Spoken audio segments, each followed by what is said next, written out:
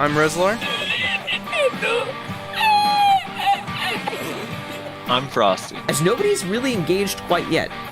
Yep. Oh, there we have a bit of. Oh, is that a triple stun for the Mystic? And welcome back to the Value Pack.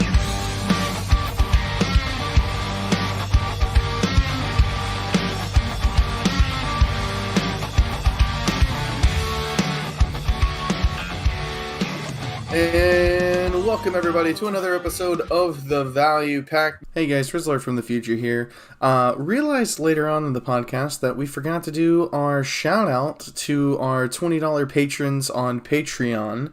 So just wanted to splice that in here real quick. Thank you so much to iCarry and Justicar, I Has Issues, Lord Carrot, fucking My PP Itches, and Talus X Septum. Thank you so much to you guys and everybody else that supports us on Patreon. And yeah, back to past Rezlar and past Frosty. Now we have a very special episode for you guys today. And that's because we're going old school. Not only do we not have a guest, we also do not have a Maywa. I was waiting for you to say we also don't have anything to talk about. Yeah, that too. We got a couple things, but Nayashe isn't joining us today. He is getting married relatively soon. I think like next weekend or the week after or something. So he's like hella busy right now. Things are really, really chaotic, and like we might not see him for a while because he's just very, very busy with wedding things. So it's just me and Frosty today. We're going old school. Which means probably half of you have already clicked off of this video, so I'm pretty hype about it, honestly. Without the Maywa, dude. This is not interesting. See, look, Frosty, people in your chat are already complaining. Can't choose 480p, so audio only today. Look at that. Oh yeah, dude. I know, dude. I don't know what the fuck, dude. I'm not partner. You know, I can't. I'm simply not popular enough to give you guys what you need. I apologize. Every time you start your stream, you just have to keep restarting it until you get the option to change the quality. Yeah.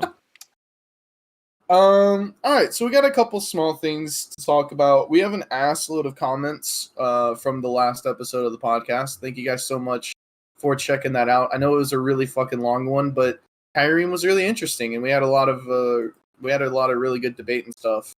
So let's talk about the shit we want to get out of the way first. First of all, I wanted to talk about this because I just kind of caught the tail end of it last night, and I thought it was extremely interesting. And first of all, let me disclaimer first. I don't have all the details. I just know what I saw and what I had someone tell me. But DeJules has taken over the EU Siege podcast, which was apparently just a whole lot of drama last night that I just barely managed to catch. The TLDR, as far as I'm aware, is that last week, like not yesterday, but like actually last week, he hosted it because the guy who normally hosts it was like sick or something. And then that's also where the clip that I think everybody or a lot of people have seen, where somebody's talking about what happened in Siege and all of a sudden a vacuum cleaner just comes on. That was Jules. that was Jules. So that's where that came from. And basically people wanted him to like do it again. And I think he was under the impression that he was going to do it again. But then the guy who normally does it like never told him that like, hey, you're going to be hosting it again. So it kind of became, as far as I'm aware, like this thing where normally host like, well, I never said that I wasn't going to, and Jules was like, well, but I was told that I was, and everybody wants me to anyway. And so they kind of had this like, I mean, it wasn't like a big fight or anything, but it was him and it was Jules, the guy who normally hosts it, and then another guy who I think helped like set up the whole thing. Just kind of like had this three-way like standoff, like old Western standoff sort of thing. It was very awkward because Jules got into a chat with both of them with his stream on with like 500 people watching. It was actually the most painful thing I've ever seen in my life. So yeah, he straight up fucking yoinked that podcast. So The yikes. term Reslar used is it was Norelioed. Dude, yeah, he Norelioed it, actually. Like, what the fuck? I wish I could contribute to this conversation, but I was under the impression that EU servers were being closed with the Bless Online beta. But I guess they're still live. I don't know. I didn't know people still played in EU. That's actually really exciting. So shout out to to them.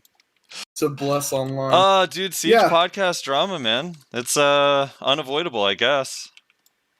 Yeah, that's kind of the issue with like a Siege podcast, right? Is that a Siege podcast doesn't really belong to one person. It's like the communities. You know what I mean? Right. It's kind of weird in how Siege podcasts like operate. I don't know. It's very, very strange. It's always been a weird thing. Like I remember, like the first Siege podcast was started, I believe, because I forget what it was called, but there was like a separate podcast that had like a portion of it dedicated to Siege. And then basically the Siege portion just got so much bigger than the whole other like rest of the podcast that it just kind of became its own thing. And then that was started by my friend Aki, by the way. Well, I don't know if he would call me a friend still. Old friend. Akihiko Kayaba, who runs the Blood Oath. And then I believe what happened is that when Lakari started streaming it, Aki was just like, yeah, well, you can just like run it because you know you get like all the views and all the people want you to do it, so go ahead. And then Lakari ran it for a while, and then when Lakari quit, I think it just kind of stopped for a while. My memory is kind of fuzzy on this, but I think it just kind of like stopped happening for a while, and then it kind of got picked back up by, I think it was Tim. It was either Tim or someone else. I don't remember. My fucking memory on it is also fuzzy. I think it was Tim that picked it back up after Lakari quit, though. Tim is saying in chat it stopped for a month and then he DM'd Lakari for the role of on Discord.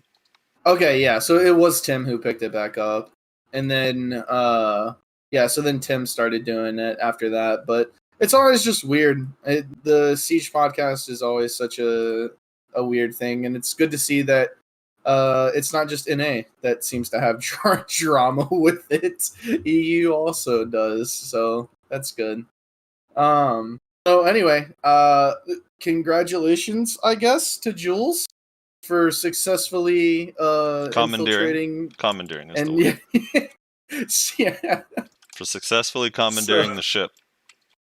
Yeah, I mean, and I'm sure I probably got some facts wrong. I'm sure EU people will let us know in the comments what we got wrong. I'm sure I messed up somewhere in there. So anyway, yeah, just some interesting stuff going on over in Pretend Land. So next topic, GMs we do and have, loot scrolls. We do have confirmation that loot scrolls do not work. Yeah. No. So yeah, that was fun. They do work. No. What was it? They do work on the health pot on Tuesday and Thursday, and then they don't work on or something. Yeah, they work on the health pot Monday, Wednesday, Friday. Loot scrolls work on the health pot. And then Tuesday, Thursday, they work on the mana pot. Saturday they work on both, I believe. And then Sunday, they don't work on either because that's God's day. No, on Sunday, you actually lose, I think. You actually lose a... Oh, yeah, the drop rate goes down. You're right. The drop rate goes down because that's the Lord's Day. Yeah, exactly.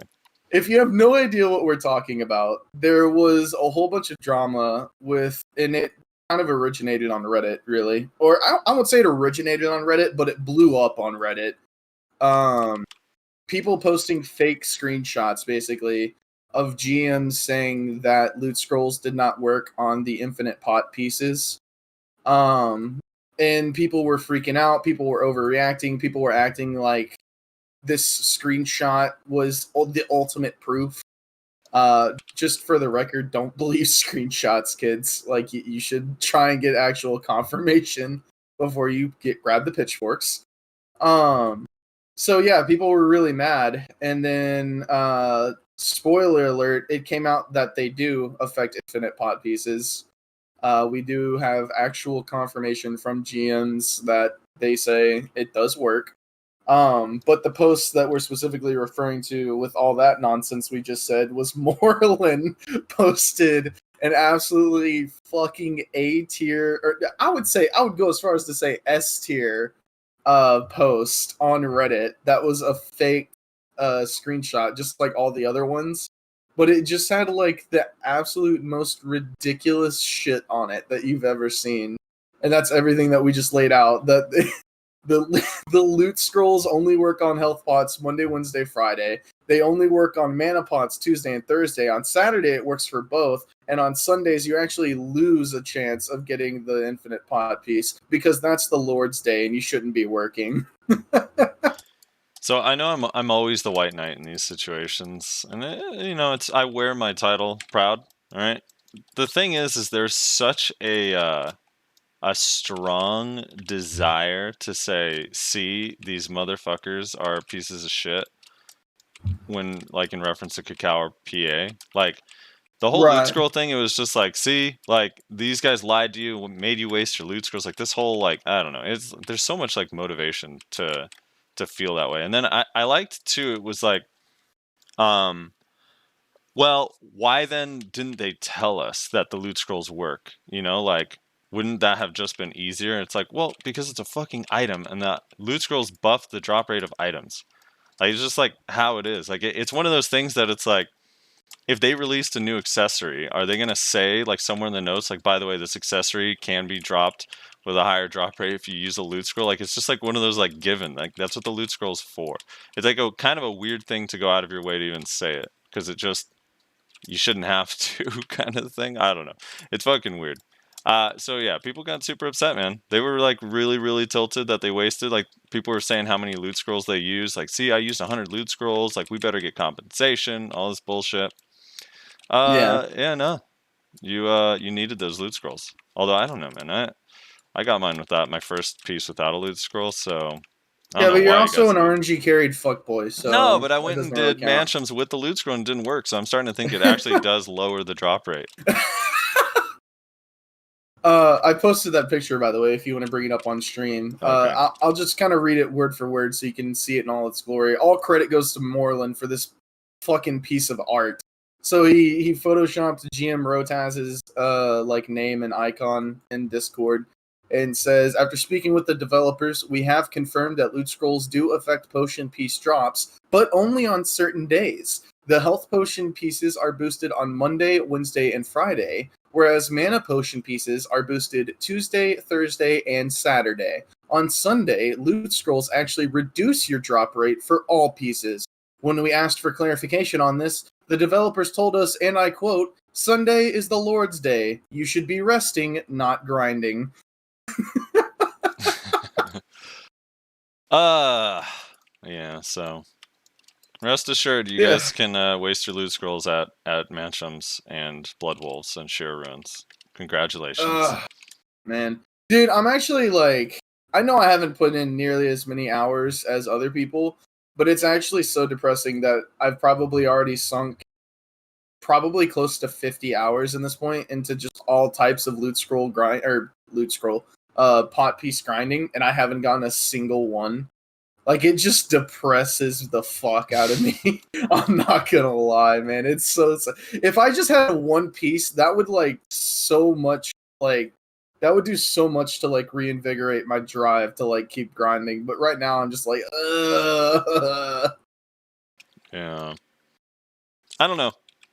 I got the one piece pretty early on, and then I went and grinded at another spot, and after a few hours of not making any actual silver, you start to be like, you know what? I don't know how important this pot really is. I think I'm out of here. Yeah, you got to make what, like 82 billion or some shit to buy this shit you want. I'm gonna go do literally anything else. Dude, I'm so far. I did cross the 15 bill mark. I have 15 bill raw silver, so that's good. Nice, nice, nice. What is that? 1/5 of the way there. Almost there, dude. I'm on the fast track, dude. Now, are you counting the money you can make by selling your shit you currently have? So with that, I would have about 25 bill after tax. So, yeah, I guess. Okay. Yeah. So look at that, man. You see, you gotta look at the glass half full. You know. Well, you also got to I also have to factor in the fact that once I'm within about 20 bill, I'm probably gonna start selling off my pen armors and my my dandy. You know, because fuck it. You never know. Do not recommend you doing that. Pull out my Kafras, get taxed on pulling them out and selling them. You will immediately hate yourself if you actually did that for how hard you had to work for some of that shit. Yeah. All right, moving on. Morgrims Journal came out. 1 AP, 1 DP. Yeah, it's out. Have you started it? No. It's really simple. Like, this one's actually super easy. So you can get... It literally just costs money. Like, that's it. Yeah. Wait. Yeah, okay. You can literally buy the Reform Stone. You can finish the first journal, like, instantly. So you just need a duo green armor and a duo green weapon. You go exchange those two. You need, like, 50 armor or weapon or armor stones. Turn those in, and then 7 weapon or armor Reform Stones. Turn those in, and you're done. Part 1 done. Part 2, you need a bunch of bullshit. I did it all in one day. I went and I spent like an hour and a half or 2 hours just enhancing everything from like +8 or +7. And it wasn't that bad, honestly. I got fucked on fail stacking, but I got RNG carried on the enhancements. Like I hit like +11, 12, 13, 14, 15, like all with relative ease. I probably spent in total like 1.5 billion, counting like all the mats and memory fragments and stones and stuff, plus buying the items, which I think is relatively cheap. So the thing is, you get these drop rate buffs when you turn these in. So when you turn these in, you kind of want to stagger them a little bit. Yeah, I wish they were just scrolls instead of like... Yeah, me too. Just slapping the buff on you. So the 1 AP gives you a 24-hour 20% drop rate buff, which is pretty cool. It's yeah, I wish it was scrolls too though. That would be way fucking easier. Someone in chat said, "Hey buddy, you got long left on your grind." Yeah, about 2 hours. I'm on the shit side rotation, dude. No one should be asking me for this spot. I'm over here in the fucking buttfuck nowhere, just for that reason, so I don't get bothered. But yeah, so I'm just I turned in the AP one, got my 20% buff. The DP bracket and the stamina and the other shit doesn't really affect me, so I'm just gonna go turn those in after. Like every time one of these runs out, I'll go turn it in again. Right, yeah. See, that's why I wish they were just scrolls, so you could just turn them all in to like your scrolls and then pop them whenever you like. Also, it doesn't affect life skilling stuff, right? Which is kind of lame for people that don't grind a lot. All right. You've been gathering in Navarre stuff for 2 weeks. Relax. Do not call yourself a life skiller. All right. I don't believe I did. This is fake news. The implication is there in what you just said. I feel it. It's like you're skinning turkeys and suddenly you're fucking top tier life skill. Hey, I don't want to hear it. Listen, my gathering is Artisan 10. Okay, you want to know what it was when I started this journey? Artisan 9. Yeah, probably. I don't even know. Yeah. So Morgrims Journal is out. If you're a newer player, probably don't worry about it. There's like cheaper ways for you to get 1 AP. But for people who are like at Frosty's gear, aka gear carried as fuck, it's really nice. That 1 AP is really, really nice for people like that. So if you're higher geared or if you're at a point where you're struggling to get gains, that's probably worth it for you. So yeah, The drop rate buff is kind of cool because it's actually really long.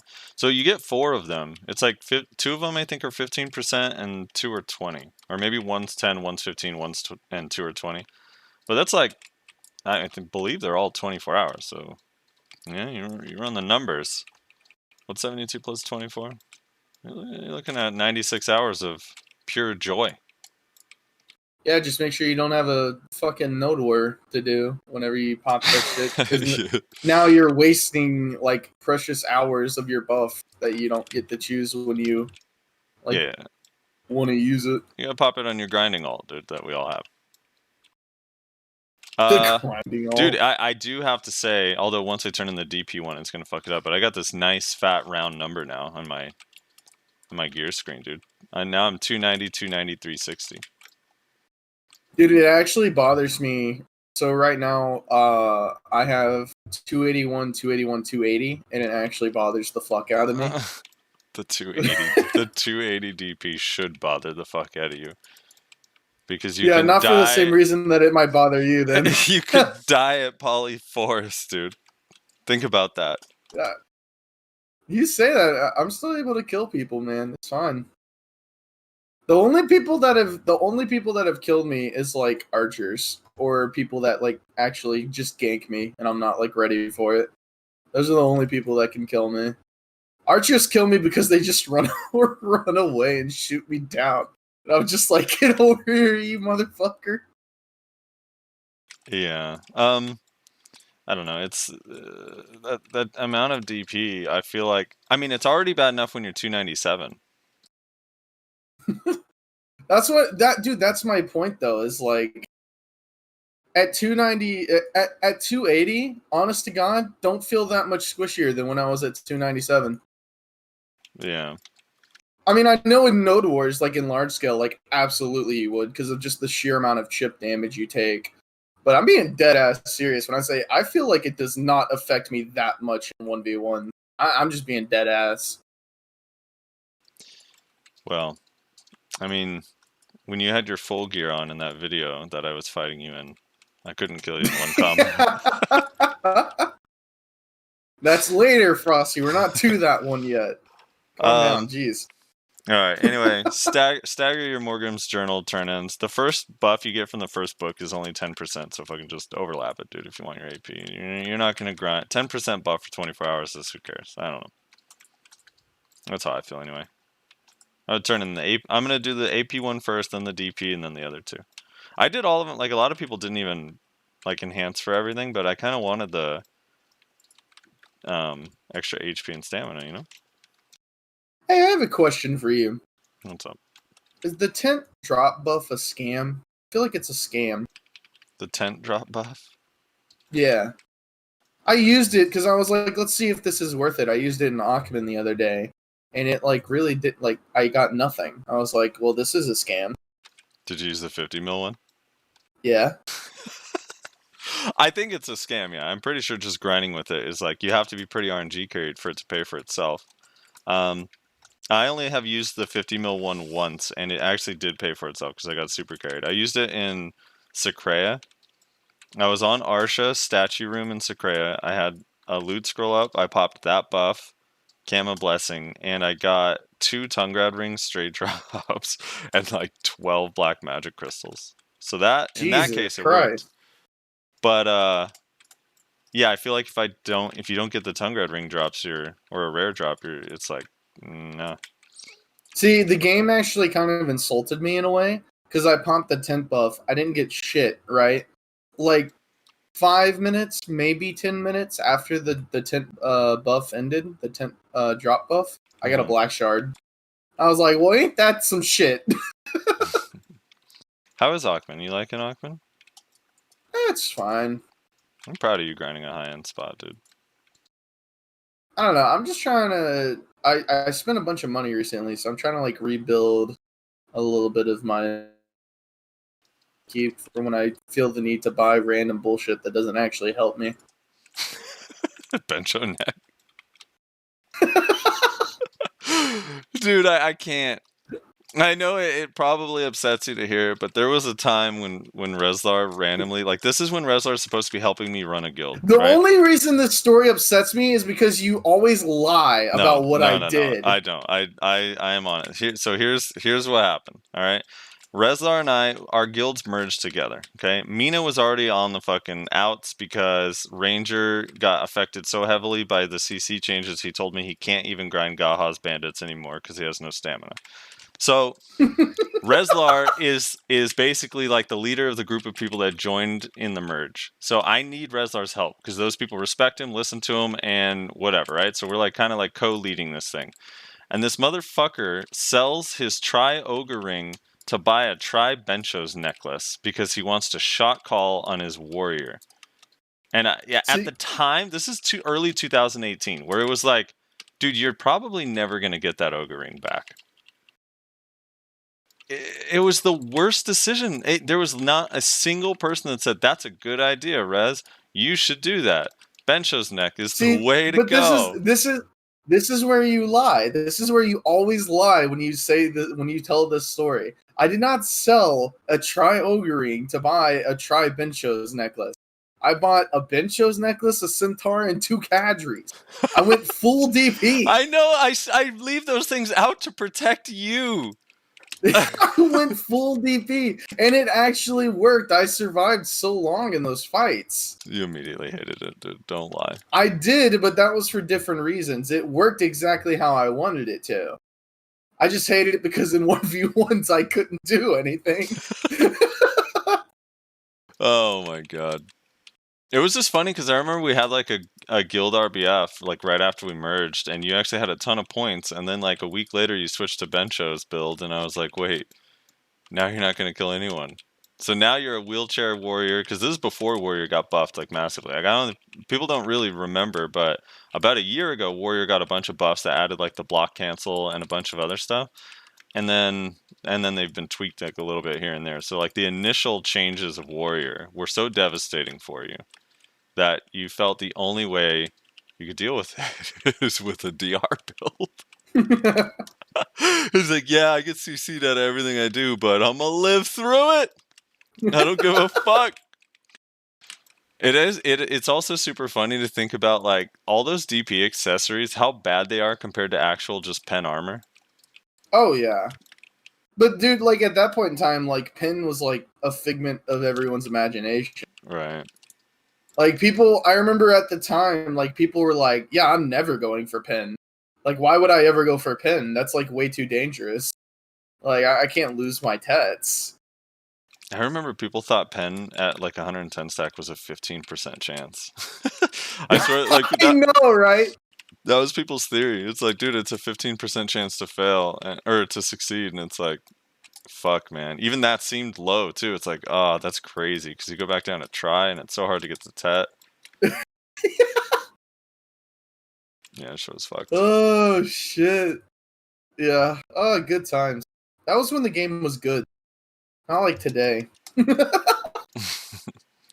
All right, so let's just run through the events real quick. So we got this stupid gold bar event that is arguably the biggest scam they've ever had in this whole game ever. So wait, why is it a scam? I haven't been paying attention. Okay, so they drop these gold bars. You can sell them directly for 3 mil, right? If you take 10 of them and use manufacturing, you can get the gold bar RNG box, which is almost guaranteed to give you a gold bar worth 10 mil. So you lose 20 mil every time you manufacture 10 of these things. Wait, actually? Yeah, unless you get RNG carried and get more, which I'm now 0 for 3. I've gotten 3 10 mil gold bars, so I'm 60 mil down. It's a scam. If they dropped more often, they're like rare as shit. Like that, I've only been able to make 3 from like all the grinding I've done plus fishing. It's just yeah, I don't know. I personally I would just take the 30 mil if you don't like to gamble. Now I feel I have the gambler's fallacies in me. I gotta keep doing it until I make my money back. I have no choice. Wait, at most you can get 100 mil from it. So you basically trade 30 for the chance to gain 70 additional, so 100 mil total. But Okay. I've been exchanging the 30 mil, and I keep getting 10 mil gold bar back, and it's fucking tilting me. The other thing, I'll go back and forth. We'll start with the good thing. This attendance award is actually sick as fuck. The Steam 3-year anniversary attendance award.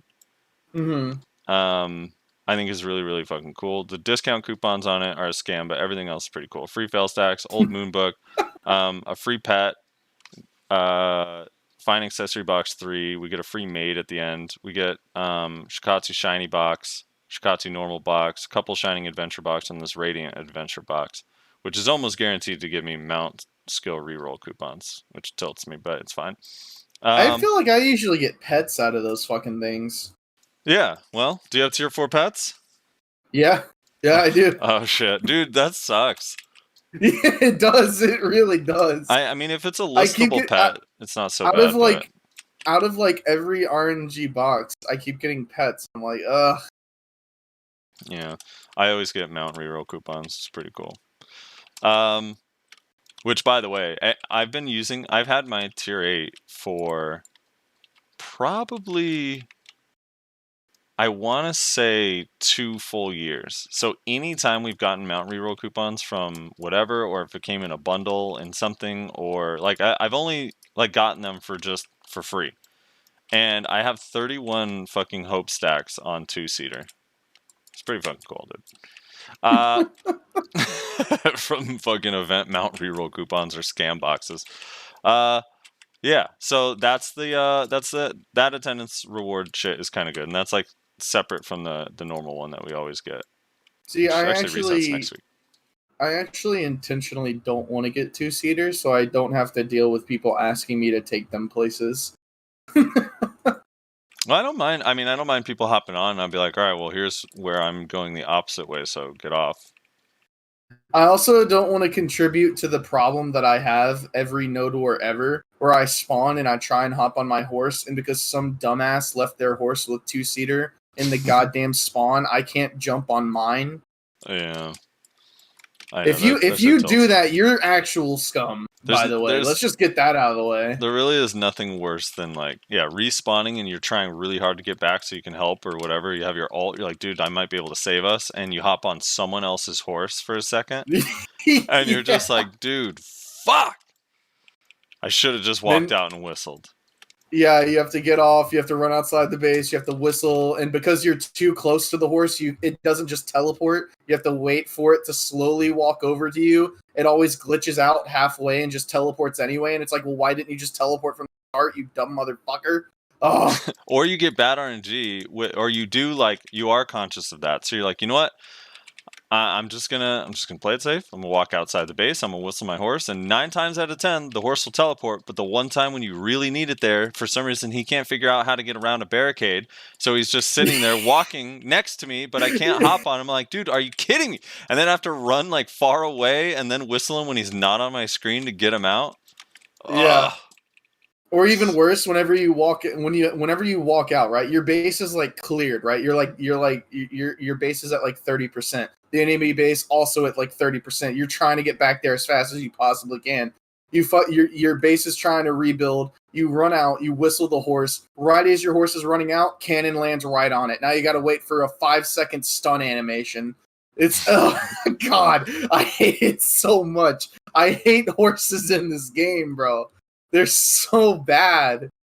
You know what's so funny though is I've been playing a little bit of Red Dead Redemption, and while the horse mechanics are far more realistic in that game, not being able to drift in Instant Excel is so awful in other games. Dude, I had never really appreciated the fact that the horses in the game we play are gods that can go lightning speed. Right. Whereas in other games, I'm sitting there trotting. My horse is out of stamina in 4 seconds. I'm like, oh my god, this sucks. See, that's why you gotta play Witcher 3, man. Not only can your horse autopath, but when he's autopathing, he has unlimited stamina. He just sprints the whole way on his own. It's so nice. Yeah, there's no autopath in Red Dead that I can find. It's unfortunate. That and my horse is afraid of fucking snakes that I can't even see with my eyes, so it bucks me off the horse. Dude, so the other scam event, well, it's like a half scam, half good event, is the Black Spirit Adventure board game. All right, the thing about this event that upsets me, or this board game in general, is like they've went out of their way to make it a lot better than it used to be, right? Like now there's like actually like some cool stuff on there. Some useful stuff. And with this event, they added like a magical shard, which is kind of interesting. They added these cool boxes, Shikatsu Box of Life, Shikatsu Shiny Combat Box. You got a Mass Pure Magic. Those are always useful. But these buffs on the corners, this attack speed buff, cast speed buff, fishing, and luck, are actually the worst thing ever. By the way, right now I'm literally rolling and I'm moving off of this attack speed buff. Or no, what is this? The fishing buff that I got on my grinder last night. So now in about 30 rolls since the patch, I've gotten buffed by the +2 whatever buff almost 14 times. Why? There's no benefit. Add literally anything else. Give me 2 AP for 2 hours. Give me 5 accuracy for 2 hours, 5 DP for 2 hours, or 5% drop rate for 2 hours. Do not give me fishing +2. That doesn't help anybody. There's no one on this entire planet that does not have +5 fishing by default. That's just a default thing you just always have. Remove those from the board and stop having the dice set up that they always roll on those. You think the game is rigged, bro? The game is rigged as fuck. Also, please, can we stop having it, like, why does it have to load in a separate fucking porn browser? That's like incognito mode. Whoa. Dude, what is this random pop-up? Like, what even is this? Why is the Black Spirit board game not inside the game? Why does it have to load a web page that sometimes gives me a 404 error? You remember back when the Black Spirit board game, whatever it's called, it gave you loyalty? Yeah, dude, the good old days. I do. Dude, give you a lot of loyalty. So good. Every single one of those +2 buffs should just be like 1,000 loyalty. That would be an infinitely better reward. See, I can understand why they wouldn't want that, but like those +2 buffs are just, they do nothing. They really don't do a thing. +2 luck. The thing is too, is it's like when I'm on my AFK Fisher, she gets +2 attack speed like pretty regularly, and then when I'm grinding, I get +2 fishing. Yeah. That's always the worst. Dude, Isogram in your chat says you need to have a segment called Frosty Rants. That'd be great. What's funny about that is Frosty literally, so he wrote out the topics for today, and he literally separated events and Black Spirit board game rant. Like, as soon as I saw those were separated, I was like, oh, I'm in for something special today, aren't I? So I've been thinking back to all the times I've rolled a Black Spirit board game. And if you look at the number of spaces on the board, we're just going to break it down to a segment. Let's just say you have a dice of 6. There's 6 spaces. You're supposed to have a 1 in 6 chance to roll one of these fucking bullshit buffs. But I average, it's like 50-50 every time you roll the dice to get one of these buffs, even though they're only on 5 spaces on this massive board. So the game is definitely rigged. They need new dice. No. They should update the dice, dude. Give us a new dice. Dude, I know what it is. All of your RNG from the gold event is going to Black Spirit Adventures. That's what it is. Oh, yeah? No, I think my RNG is shit in both. Okay, Frosty, you can't be computer carried, class carried, gear carried, ping carried, internet carried, and event carried, dude. Come on. Like, they gotta put you back at some point. Mm-hmm. Like, then if they just gave you like a 10,000 pearl box on every square you landed, it'd be a little too obvious that you're just an agent of Pearl Abyss, just here to shill for them. I failed to try distortion for profit once, alright? I don't know what you're talking about. And it was devastating. I actually felt so bad. Was that the first time you've ever failed anything in your life? You were like, wait.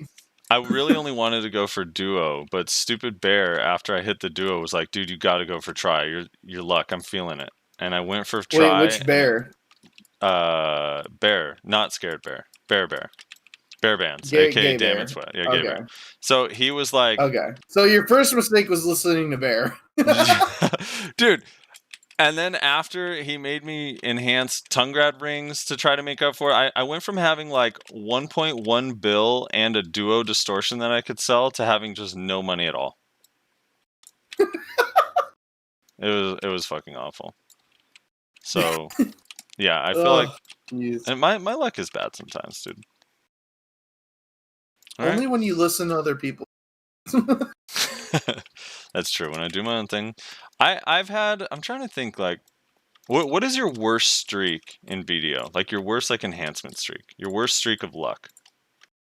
Do you really need to need me to answer that question? Or your worst grinding streak? One or the other. I would probably say the whole thing where it took me 60-something pen attempts before I finally got a pen would probably be number one on that list. Yeah, I mean, you were hitting them mostly on 40 stacks, though. I was not, but okay. It seemed like 40. Because let's do the math, right? If you averaged out the stacks that I was hitting on, it would probably come out to like, I don't know, probably around like 120-ish, 120 to 130. So that's like what, a 3% chance. So how much is fucking like 65 times 3%? Someone who's good at math, do that math. Like I was so fucking far. I don't think that's the formula. I think 60 is it. I don't think it would just be 65. Then if it's 65 times 3% to give you your answer, then you had a 190% chance to succeed. I feel like there's a variable missing in there. I don't know. No, that's what I'm saying is that like I got really fucking unlucky. Like, I mean, gambler's fallacy, I know, but the fact is that at a 3% chance, I should have succeeded. Like, I don't know, quite a bit earlier than that. Wiz in chat says you should average 33 tries. I'm assuming he's saying on like a 110 stack, and probably so you're about 32 over what you needed. That's not bad, dude. Okay, that's not bad, says the guy that tapped 2 pins in one day. After the first, you have to remember, dude, after the first 33, your RNG resets and you're starting at 1 again. So that's how it works, dude. I had a time that I actually think this might be more insane. If you think about how common rare drops are in Historia, anyone who's grinded Historia for an extended period of time, when I was in Black Rose, the second time that we got Valencia Castle while I was in that guild, I grinded for like a whole week. I was on Mystic at the time, so I'm getting like more trash than everyone else in the game because Mystic was busted compared to everyone else at the time in PvE. And we had the castle buff. A lot of the time, I was able to grind on Arsha because we were Black Rose. And I had a loot scroll going like the whole time. I used in this week like 34 loot scrolls with castle buff, and I want to say maybe 15 to 20% of those loot scrolls were on Arsha. I didn't get a single black shard or Tungrad neck the entire time for an entire week of castle buff. I don't even know how it's possible. I feel like that it's like near impossible for that to happen, but it happened. So it was pretty great. I do have to say though, I think my infinite pot grind is starting to close in on my pen attempts for how unlucky I've been. I mean, again, I know people are sinking like hundreds of hours into this shit, but usually the people who have sunk hundreds of hours have at least one piece. I'm closing in, I think, on 70 now, and I still do not have a single piece yet. Like, that's really bad. You know you can't. I told you before because I saw you gathering the other day. You can't get the piece at Sheep Mountain. You know that, right? Dude, wouldn't that be funny if you were in the wrong spot the whole time? You're like, I actually find I actually found myself a nice little place where I can get like a whole bunch of chicken. It's like there's like 4 of the big ones, like all kind of relatively close. So there's 2 right next to each other. So then I shoot 2 of them that are in the distance. I pull those 2 big ones and all the little ones that they bring along with them to the other 2 big ones. And then I just kill all 4 of the big ones and all the small ones that they pull. And then if I start gathering them like right away, as soon as I kill the last one, I usually gather the last one like as the body is disappearing. So it actually works out like really well, actually. That sounds fun, dude. It's really not fun. That's the thing. Were you using the event butchering knife that we just got? No, I should. Well, first of all, you gotta use tan. You gotta tan them. Oh, you gotta tan them. Wait, are you sure? Yeah. Yeah, it's tanning. You get it from tanning. I haven't done that one yet. No, I've just been using. I bought an absolute assload of magics whenever the event first came out. I'm actually starting to run out. I'm gonna have to buy some more, but I've just been using those. Invendentia in chat wishes you didn't tell me, so I would be out there butchering chickens for hours and hours and not get the piece. Dude, the thing is like Frosty will probably never do this part of the pot grind because he would just give up before he ever got it. I want the podcast where Frosty's complaining about not getting the piece after 100 hours of butchering birds. That would be awful. Dude, the worst thing is like the feathers do not sell for shit. It's such a feels bad. First of all, I don't think they sell on the market. I had some up there originally and they never sold, so I just started selling them to the vendor. It's $8.50 on the market, $90 vendor. It's still like dog. It's a real feels bad. Yeah. Oh, Lithix is saying you can choose the tool for the event, so you can use like a tanning knife from there. I don't know how, but what like the yeah for the life support thing? Yeah. You can choose your thing. So have you not been choosing the tanning knife? Nah, I just forgot about it, in all honesty. Stated. I should be using that, but I don't know. I just been forgetting. I'll probably do it now, but I'm almost out of energy on this run, so I'll do it next time, I guess. Anyway, yeah, 900k an hour. Yeah, dude, it's pretty sick. Actually, I'm getting a decent amount of sharps and hards, which is pretty nice. But I don't really need those. I have like 50 sharps / concentrated weapons and like over 100 hards / concentrated armors. So I don't really need more sharps and hards. But I did get a massive pure magic the other day, so that's fun. Dude, I had some weird RNG the other day at Star's End. I did 1 rotation, and in that rotation I got 2 massive pure magic, which I feel like is rare as fuck. Massive pure magic is rarer than an earring, I feel like, at Star's End. Yeah. I was pretty upset because originally I wasn't really paying attention because I was watching anime, and I just saw me cheer and something yellow pop up, and I was like, oh! I actually was like pretty upset when I opened my Discord and saw it as a massive pure magic. Wiz says exactly what I was thinking, dude. Quote, 150 hards is plenty, end quote, somebody doesn't enhance. Dude, I was thinking like, I don't really need sharps and hards. I have enough to go for tet on 1 item. I feel like 150 is nothing, dude. I don't know. I don't really fail stack, so yeah. Well, I find myself not using a whole lot typically. When are you gonna do the journal? Or are you not? Whenever I need to. I mean, you need to now, dude. No, I don't. I'm at 281, 281. Why do I need to? It makes no sense. Dude, 282 is an even number. That's so much worse. That sounds horrific. That sounds like nightmare fuel, is what that sounds like. No. Just regular stream. Yeah. Dude, imagine having good enough internet to stream. I don't even have good enough internet to watch streams. He's always complaining about my not being able to lower the quality.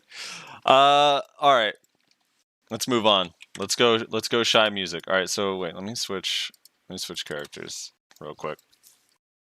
The Shai music composed thing is weird, but kind of cool.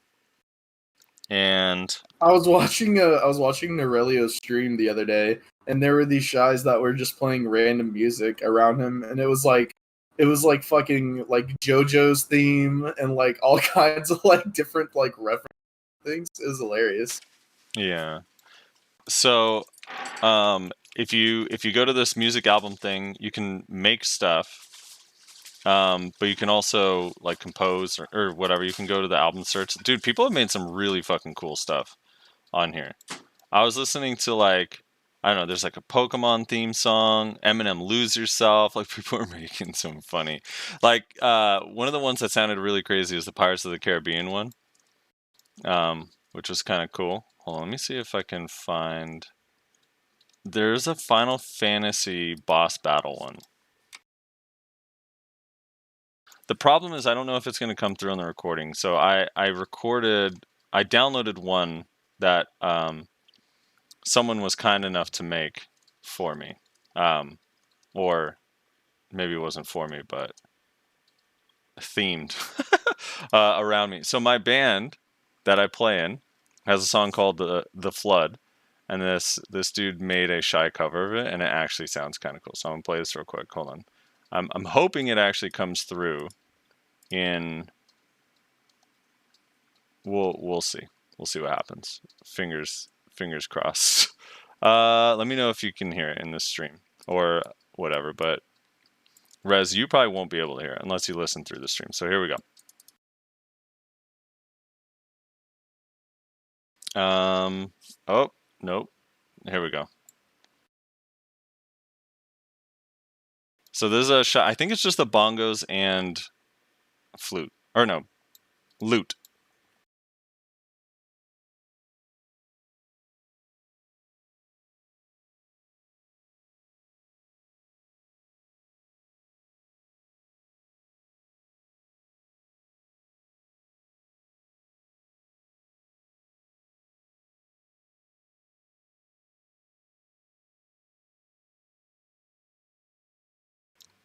Saying it's too quiet. Let me try to turn it up here. It's hard because I don't have a gauge for how loud it is for you guys. Oh, here we go. This should be okay. You guys should be able to hear it now.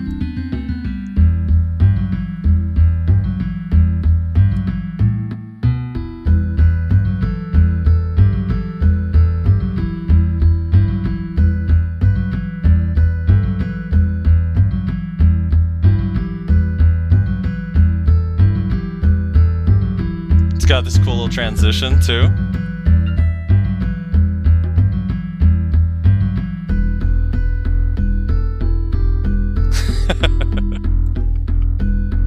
I like that the chat's fighting about. They're arguing about if people are deaf. He's like, "Are you deaf?" I had to turn it down. Okay, so that's that. Yeah. But it's kind of cool. Some of the songs are really neat. I don't know if it's gonna play through. Otherwise, I would play a couple more from like the Final Fantasy themes and stuff. I just don't know if it's gonna actually pick it up.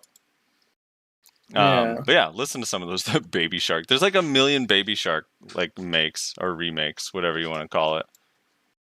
It's kind of funny. Reslar, are you still there? Yeah. Uh-oh, we lost Reslar. Hello? Play more. Sounded fine. All right, let me see. Let me find. I don't know if it's going to pick up on the actual recording, but we'll see what happens here. Let me... Frosty. What's this interface, dude? This interface is actually the worst thing I've ever seen. Okay, here we go. I have to do Final Fantasy because it's just... I just love it too much. Let me find like the boss. Someone did the boss battle theme, please. I know someone did. I'm pretty sure someone did. Here we go. This one might be it. Oh, I know the problem. Hold on. I have to actually put the audio up in game. Let me move away from all these boats.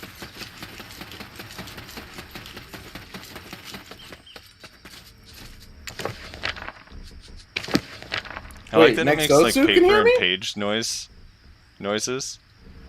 No, I Hello, can't chat. hear you, Rez. Can you hear me? You guys hear Rezlar? No one can hear you, Rez. You're Can gone. you hear me, chat? That'd be a fucking hilarious Did you mute your situation mic? that we would be Did in. I mute you? Did I do something? I don't think I No, did. chat can hear me just fine. Oh, you can hear me? Oh, I know what I did. I'm dumb. I can hear you. I turned you way down on my DAC on my desk. My bad. All right. Sorry, I hear you now. What were you saying? What did I miss, dude?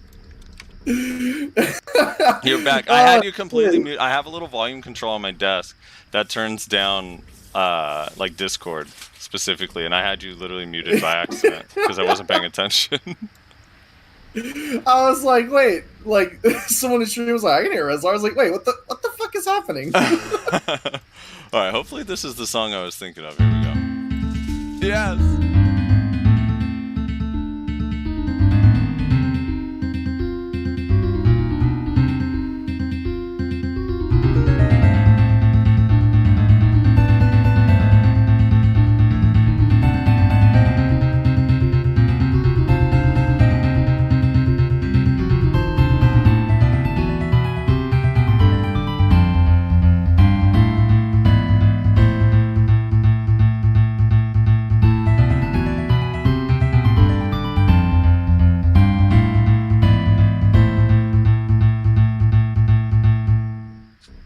Dude, that sounds fucking incredible.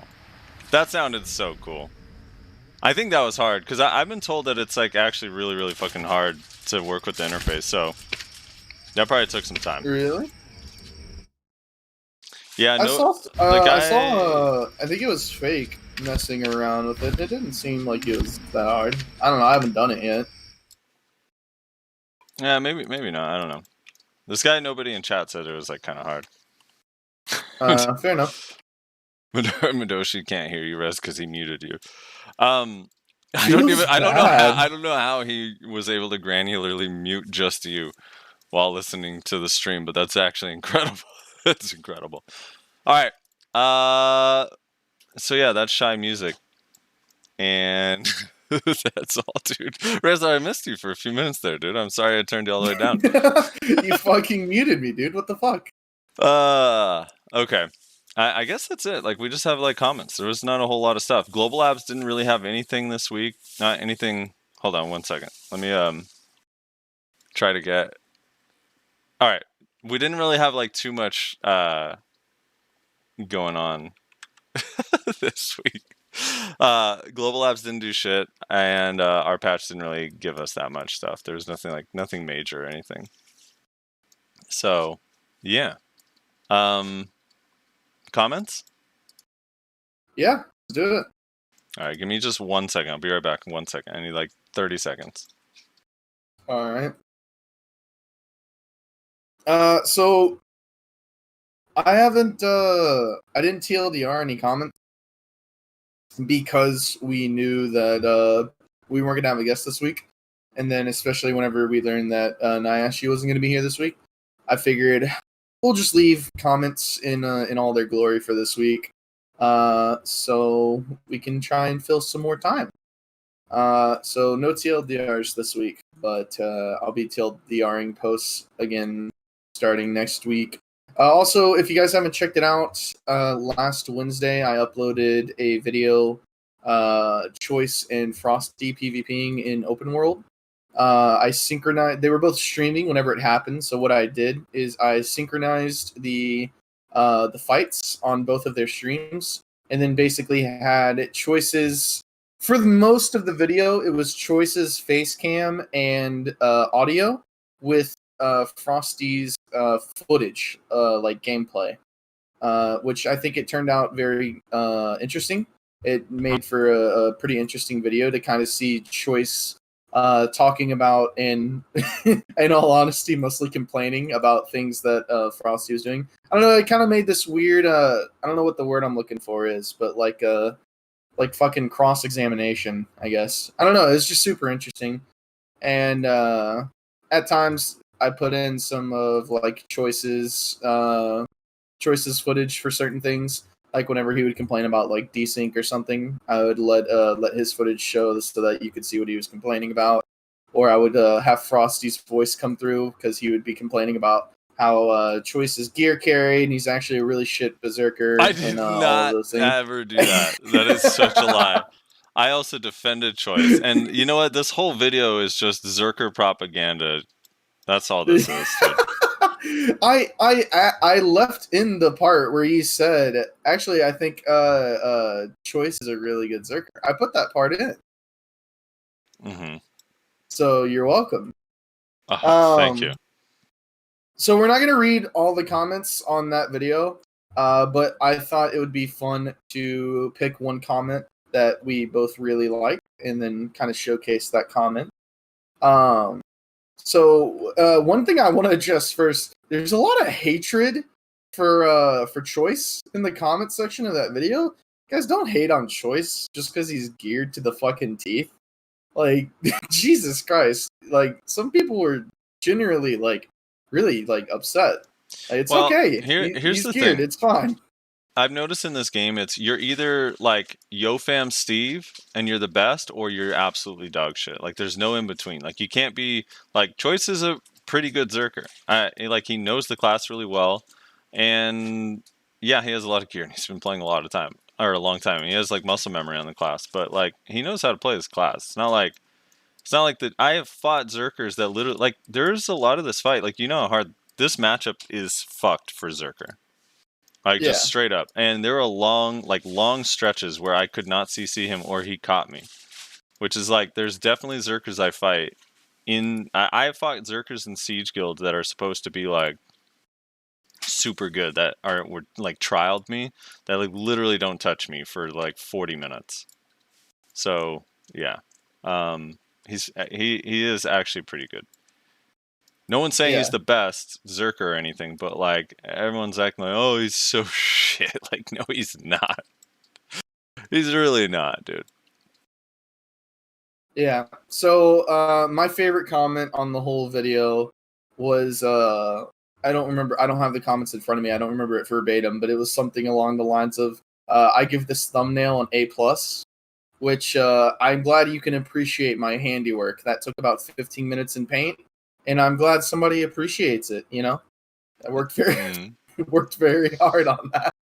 That's your favorite comment, dude. I have to do a favorite and a rebuttal. Okay. My favorite comment is by Les Fluff, who says Frosty no Villa buff though, which is funny because I have a Villa buff for the entire fight. So that's my favorite comment. Yeah, my Villa buff, I'm trying to see if like maybe it ran out somewhere in here. Nope, 75 minutes left, 73 minutes left. Yep, literally have Villa buff for the entire fight. So that's a good, that one's Well, good. you didn't have it for the first fight though, right? Because you were trying to get it, and then he engaged on you. Oh, right. And then, but I got it. I got it up. I mean, I got it up. You didn't get it after that. Yeah. Right. Yeah, it was kind of BM of him to engage me. You're right. I love the you're like, I need Villa buff, I need the AP to kill you, and his response to that was, you need to be a little more dead. You need to be a little more dead, Frosty. I know, it was funny. I'm trying to think which one of these upset me more. I'm gonna just tie them in together. All right, so one thing is everyone. So. All right, there's a nerf Kuno comment, which is fine. Whatever, nerf Kuno. I'm fine with that. Everyone says Kuno's busted. You know, maybe Kuno's too strong. You can nerf some things here and there, whatever. But he says that you need to nerf Kuno's damage by about 30%. All right, so if you actually think about how absurd that is, I have to defend Kuno in this. Like, first of all, every succession class does an insane amount of damage. Like everybody knows that. Zerker's succession damage is nuts. Ninja's succession damage, nuts. DK, nuts. Sork, nuts. Valk, nuts. Like all of these classes, Musa Mewa, like have you been hit by a blooming before? The damage is insane. So Kuno damage is both like it is strong and it does hit hard, yes, but it's also generally the skills that hit hard, like Wheel Wrath, are a small AoE and they are unprotected. So there's a little bit of risk involved. So in a 1v1 it's very powerful, and in non 1v1 it's risky as shit. So I'm just pointing it out. So if the consensus is that Kuno does too much damage and we need to nerf it by, I don't know, 30%, then you also believe that we have to go through and nerf the damage of basically 15 or 16 other classes by about 30%. That's all I'm saying. All right. The other thing, more than one person said, like, the reason I'm not killing Choice in my combo is because I'm not using the Shadow Explosion buff to get the 3 ninjutsu stacks for Wheel Wrath. That is the most basic bitch. Like, I just started playing Kuno Succession combo, and look how cool this combo is, and it does a lot of damage at the end. Except against evasion, it just doesn't work that well, because Shadow Explosion is such a long animation that it takes up the amount of time of 5 abilities, and you have to cancel it. You can't even do the entire damage of it. So you get Shadow Explosion, a little bit of damage from Shadow Explosion, then you cancel it early, and you get a 25% damage boost on Wheel Wrath with the 3 ninjutsu stacks.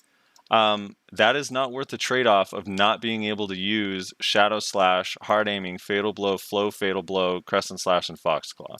I'm sorry. The 25% damage boost on the one skill does not make up for those 5 skills, one of which being an accuracy, like Hard Aiming, that's 50% base accuracy. So just for all the Kunos out there. I believe I was told in a video that I watched recently something about hard aiming actually does no damage whatsoever. I don't know. I have no idea what video you saw, but that is a lie. Hold on, let me see if I can find it. There's some point. It's this video. I don't know if you've seen it. It's titled "Frosty versus Choice Synchronized Stream Fights," and it's this Kuno just complaining that hard aiming actually doesn't do any damage. Just like 2 or 3 times, actually, they complain that it doesn't do damage. Well, hard aiming is one of the 5 abilities, dude. Choice has a fat HP pool. All right, he's tanky. I'm sorry, but with my gear, no one is killing Choice by using Shadow Explosion, Shadow Stomp, Clones, and Wheel Wrath, and nothing else. It's just not going to happen. Especially when you switch to 400 DP. All right, that's the end of my rant. I'm sorry. That's Okay. That was your, I have a timer here. That was your 2 minutes of Kuno complaining. So it's not Kuno complaining, dude. I'm complaining about the other Kunos that think they know better. If you think the ideal combo, it's kind of like, I don't know, with any class, this always happens, right? Where it's like, you see you look at the big damage numbers on your skills, and you're like, oh, these are my 3 best skills. Cool. And then you don't actually, like, figure out any nuance or anything about the skills. So you just are like, oh, well, you're not using our 3 hardest hitting skills. And it's like, dude, stop. All right, moving on. Oh wait, one more thing. Yeah. On note of the Choice video. Mm-hmm. So in case anyone is not aware, I've recently decided to start trying to post more stuff, like not podcast stuff, and that's what the Choice video was. Is I'm trying to upload an extra video every week, and that's what the Choice video was. I uploaded that on Wednesday. I'm gonna move that to Friday. So I'm going to move the extra upload on Friday, and the reason for that is because I have another project that I want to start working on as a Wednesday release. So there's going on the YouTube channel, it's going to be podcast on Monday. If you want to catch the podcast on the stream whenever we do it live, almost always at this point, I don't know why, I wish it was on fucking Saturday, but I guess it's just Sunday now. Almost always we do it on Sunday at noon Central. This is almost always when we do it now for some reason, unless we have to do it at another time to what's the word I'm looking for? Like do it for a guest, because the guest can't do it for any other time. So if you want to catch it live on stream, it's Sunday at noon Central is usually when we do it. If you're watching it on the YouTube channel, that's on Monday. On Wednesday, I'm going to start putting out a new type of video. I don't know if people are going to like it. We're going to see how it goes. I'm just going to upload it, probably do it for a couple weeks, see if people are into it. If they're not, then I'll probably stop. If they are, then I'll keep doing it. We'll see how that goes. And then on Friday is going to be the extra video. So that's going to be like the choice video, which we already have an idea of what we want to do for the extra video for this upcoming week. So we'll be recording that at some point, and that'll come out on Friday sometime in the morning or early afternoon. So if you're wondering why he's spacing everything out 2 days, it's because that's how long it takes for his shit to upload. Yeah, it takes. Yeah, basically. So that's what's going to be going down as far as that stuff is concerned. I doubt anybody cares. I'm just letting people know so that they have the information if they want. So anyway, moving on. We got podcast comments, and there's a lot of them, so let's jump into it. There's a lot, and some are kind of harsh, so here we go. All right. Starting from the top. Will Maddow says, holy shit, Nayashe is annoying to the point of unbearable to listen to. I like how he just cut off Frosty when he gave an example of Sork and just strawman the shit out of it just to prove a point of Meiwa so bad. Bwah. Yeah, Nayashe, consider that your first and last warning. Happens again, you're off the podcast, motherfucker. Kenichi Sai says, yeah, when I said Sork, it tilted him. I think he got triggered by the Sork example. But to be fair, and I defended you on that point, but to be fair, he did also have a point that if you're gonna try and use, like if you're trying to say, I have been one of you, I have been in your position, probably not you, like the number one most OP the thing class is, in the game. It's hard to explain the point I was trying to get at. What I was trying to say, like the overall point that I was trying to make, because it's starting to get a little bit under my skin that people think that fishing for CCs with random abilities is like some insane thing that takes like just a crazy amount of mental work to accomplish. When if you're actually being honest in a fight, people are generally just rotating skills in their rotation where they know that the skills are safe to use, and that's it. And it takes very little brain power. Right. That was kind of my point. I was making the point that, like, if I'm trying to grab somebody, the difficulty of trying to like gap close to get to a place where I can get right in front of them and press the E button safely and not whiff is as difficult as playing a little bit range and just throwing all of your CCs in a rotation constantly, Like, yeah, it's not more difficult to do one or the other. So we'll get into it more because there's a bunch of comments that talk about it. But Konichi Sai said, what I hate about switching characters so much when enhancing is that sometimes my game crashes in the middle of switching, and I hate not being able to extract 51 plus fail stacks, especially when either all alts have fail stacks on them already or boss alts that you don't want to remove from the place. Also, how the fuck does cleansing gear still reset the skip animation setting every time you talk to the NPC? It's 2020 BDO, what the fuck? I should be able to cleanse gear and not have to click the box to skip every damn time I want to talk to the stupid NPC. Other than that, love the podcast. Yeah, no, I agree. I mean, it shouldn't even have the option to skip. It should just skip. No one wants to watch the animation to downgrade it. It doesn't even make sense. I agree. Yeah. And yeah, switching characters, like, I don't know. I feel like it'd be so easy to make an interface where it's just like a bar comes up with a list of your characters. You click on the character, and that's the fail stack that you're using when you do your next enhancement thing in the window. Like, you don't even have to switch. You just click your character, and that's that. Yeah, I really feel like the whole, like, having your fail stacks attached to characters is kind of a relic of the past, honestly. It's like from back in the days where you had to have a negative karma under level 50, or no, 45, I think it was back in the day, character that you could put your plus 15 reblath on and then die to guards over and over again so that you could downgrade it to plus 14, which was also like, what the fuck?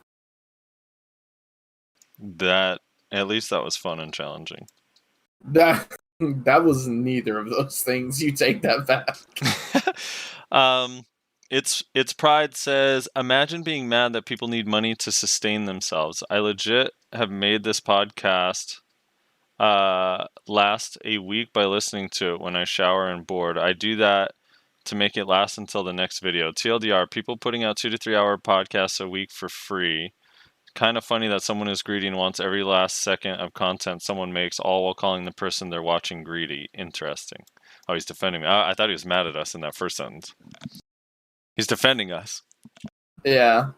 Yeah, man, I don't know. That comment last week was just, it felt really strange to me. I don't even know what to make of it anymore, but yeah, I don't know. If you don't know what he's talking about, we have a Patreon now. If that's something that you're interested in supporting us in that way, you can do that.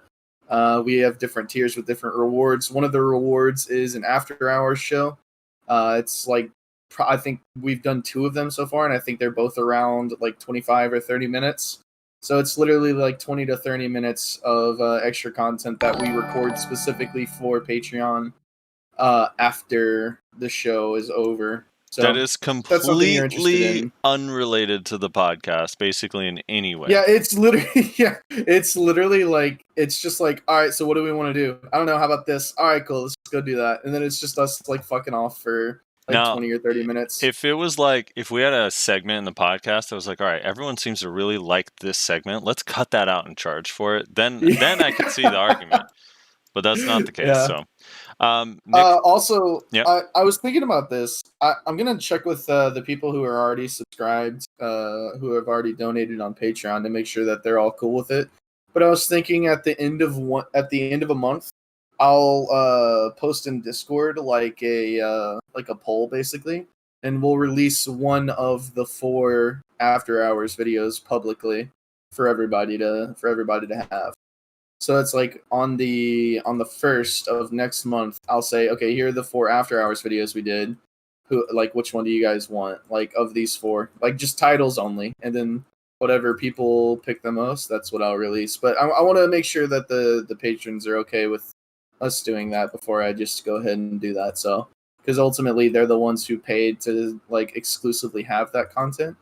But I think giving one video to the public a month after like it's been out for the patrons would be okay, but I'm gonna check first. So we might do something like that. I don't know.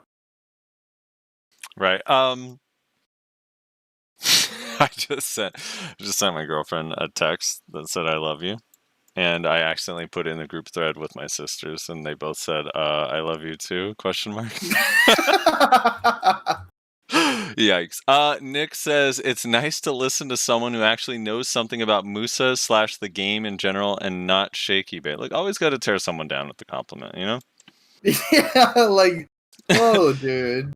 Yeah. It could have ended at the Musa / the game in general, you know? A shaky bait. People. Yeah, that's another person that people are like. I mean, I get that he has a personality that is very, very polarizing. So I understand if you don't like him, like, to each his own. That's fine. But, I mean, it's not like he doesn't know Musa at all. I know people act like it, but I've watched him beat a lot of decent players. So, I don't know. But yeah, that all having been said, Kyrene was a freaking boss. That was one of my favorite podcasts last week, honestly. That dude is super smart and super reasonable. Like, I don't know, every Musa just wants everything except for Kyrene. Is like, look, here's the weaknesses, here's the strengths, here's why. And if we go too far, it's going to be too strong. And some of these like limitations are a good thing because it separates skill from power and yada yada. It was cool. He was really good. If you haven't listened to that one yet, definitely listen to episode 63. Was 63? Definitely like yes. Yeah. You're on the video. Scroll up. I'm not scrolling up, dude. I'm gonna lose my place. Yeah, 63. That's probably one of my, if not my new favorite episode, honestly. I really enjoyed having him on as a guest. That was dope. Yeah. Sorry, Nayashe, your episode got replaced as my favorite. Every episode's a Nayashe episode.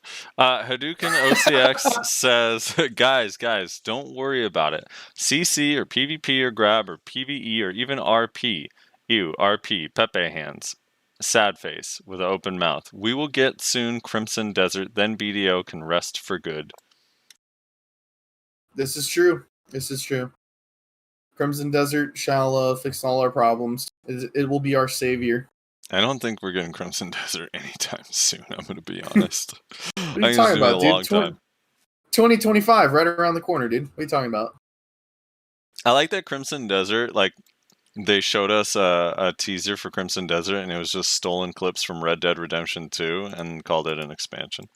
All right, the Spoon Elite says, I have an analogy for Fatty Kitty. Oh. Should I'm gonna just read the analogy. Wait, the analogy seems long. Fuck it. Let's just go for it. There's two guys. By the way, you were gone while I said this, but I mentioned while you were gone that I didn't TLDR anything because we need content. So. We need content. Thank you guys. All right. Well, he put a TLDR, but yeah, there's two guys who own a warehouse. In this warehouse, they host a gunfight between two guys every week. One with a fully automatic and a Kevlar vest, the other with a 9mm. They don't charge a thing. Everyone turns up, enjoys watching two guys fight to the death. One day, the owners decide to pass a bowl around so that people can choose to donate to the maintenance of the warehouse. Then, to make a bit of money, they decide to offer ice cream at 99 cents a cone. Now, I don't know about you guys, but I consider ice cream to be more pay for convenience than pay to win, but it sure as hell improves the viewing experience. Now, just because they aren't giving the ice cream for showing up doesn't mean they are withholding content from you, and it sure as hell doesn't make them greedy for offering their audience a service you can choose to pay for. What is this gunfight every week where someone dies? Oh my god. Also, I feel like, I mean, I listen, this might just be persecution complex, but I almost feel like I know which one is the Kevlar with the machine gun and which one is the 9mm. And I'm a little upset about it, honestly. Humanidie in chat says, I'm tired of those American references. Why do you always have to use guns? We could switch it to an EU reference. Let me think of a good thing. One guy shows up with a euro, the other guy shows up with a pound, and they fight to the death. There you go.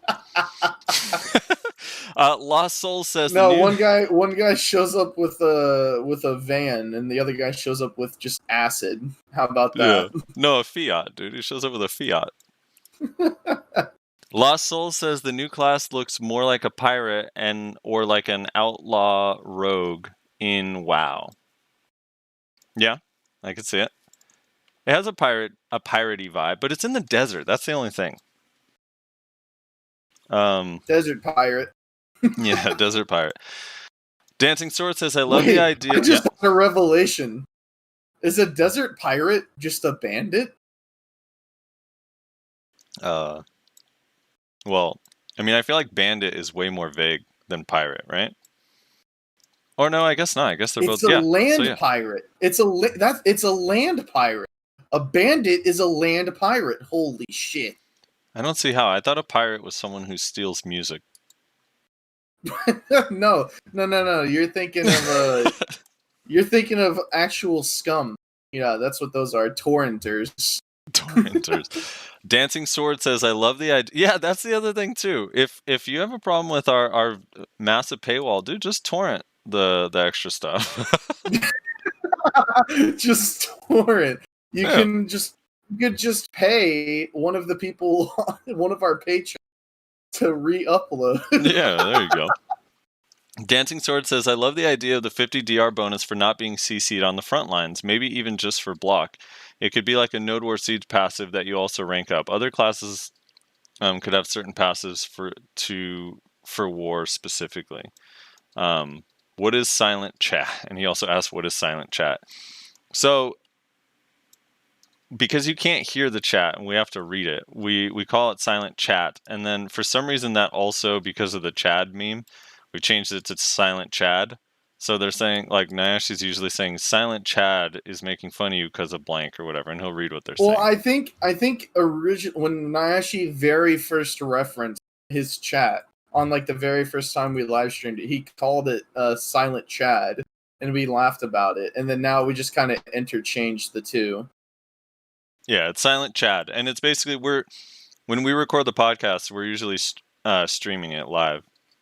So there's a few people in the chat room that are talking. So yeah, Silent Chad is the conglomerate of the however many people that are watching and participating in the live stream chats that we will occasionally reference for whatever reason.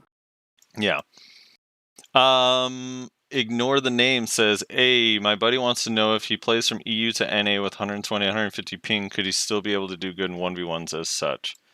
Potentially, yeah, but it's going to be way, way, way more difficult.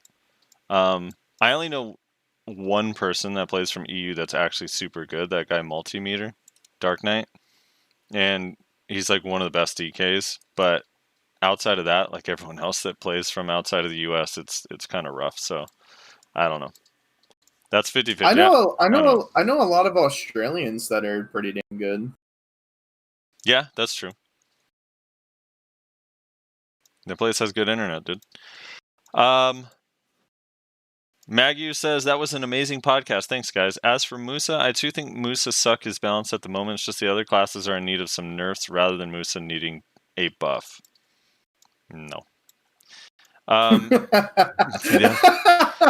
I just don't agree. I don't think any of the classes, I legit don't think any of the classes are so bad that they need a nerf, like, except for maybe Perlibus, PA because of large scale. Perlibus needs a nerf. Yeah, except for maybe PA because of large scale specifically. But I don't know, man. I mean, I'm like looking across. You don't think Guardian needs a nerf? I don't know. I'm still torn on Guardian nerfs because I feel like everything that potentially could be nerfed would make the class bad. That's the thing. If they don't have their block, I mean, as a frontline guy yourself who's tried to play Warrior and Zerker on the front line knows how awful it is if your block just breaks immediately, right? So do you wish upon others to have to deal with that too? Like, I don't. I think it's kind of cool that their block lasts a long time. So that part, I'm iffy on nerfing that. And then the damage is like, well, they are really slow and there's a long windup. So the damage is somewhat justified. And it's one of the only reasons people really play it. If the damage gets nerfed, people aren't going to play it. The slows, I think, might be the easiest thing to nerf that maybe people would feel pretty good about if you just either remove the slows or put it only on specific abilities. So not every single thing CCs. It's just, I don't know.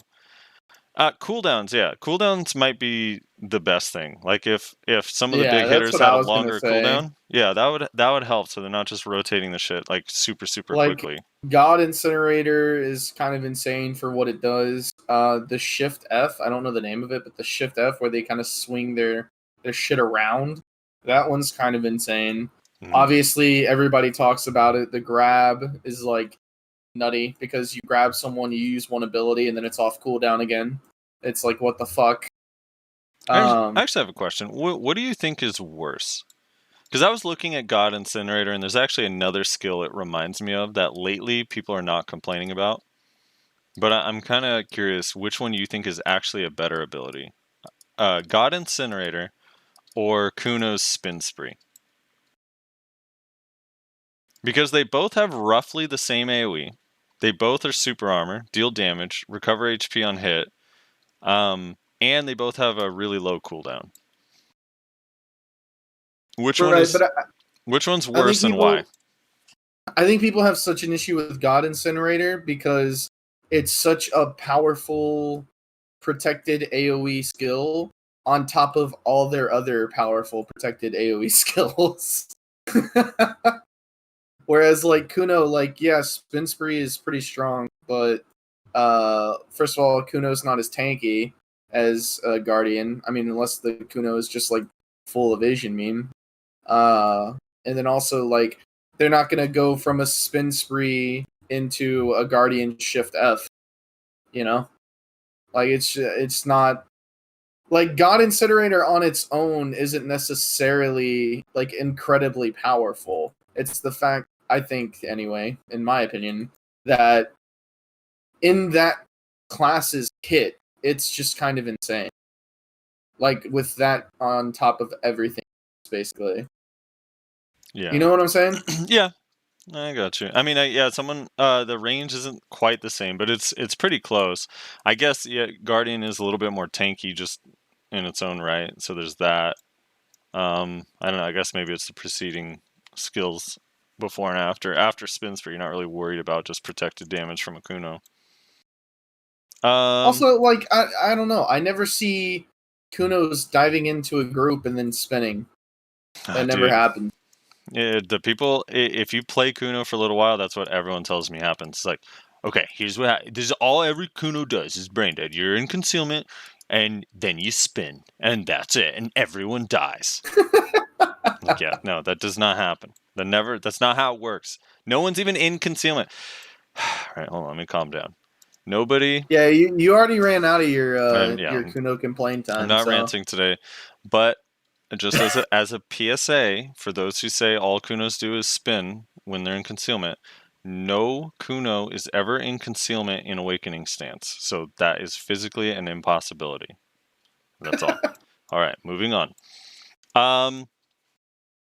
BDO Pearl Tracker says, this one's going to be interesting. Seems a bit of a weak argument regarding piloting versus pearled costumes. Imagine piloting was accepted/legal and a portion of the player base used it. It would mean less money going to PA, thus forcing them to introduce more pay elements to the game. Money has to come in from somewhere, right? And more importantly, if a significant player base used piloting, say overnight, it would quickly completely tank the economy. Not only through inflation, but also tanking demand for the fruits of traditional gathering and grinding activities. Pearl costumes create zero inflation, since no new silver is introduced to the economy.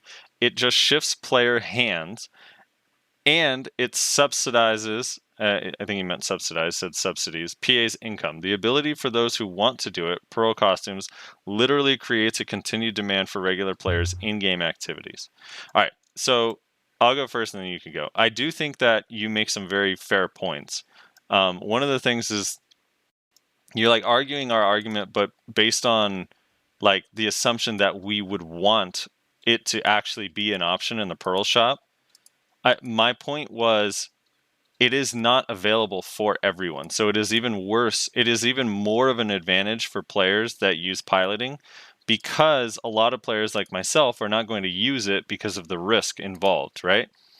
But if players, like a percentage of the player base does use it and never gets punished for it, or there's no warning or nothing ever happens, then, they get the fruits of that with no consequences, while the rest of us don't even have that as an option, right? Because we don't know if it's safe or not safe to do it.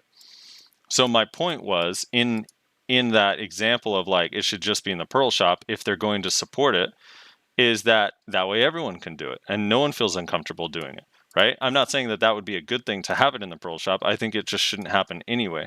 And then your other point is how it'll tank the economy, not only through inflation, but also tanking demand. That's already happening to a slightly lesser extent with the amount of people that are piloting now. I'm trying to save up to buy an ogre ring. It's going to take me months. I can't compete with piloters at all. Like I have no chance to get the same amount of money that someone that's paying someone to grind for them 24 hours a day is going to get. Like I have no option to compete with them whatsoever. There's nothing I can do. I simply, as a human being, cannot stay awake long enough to compete with those people.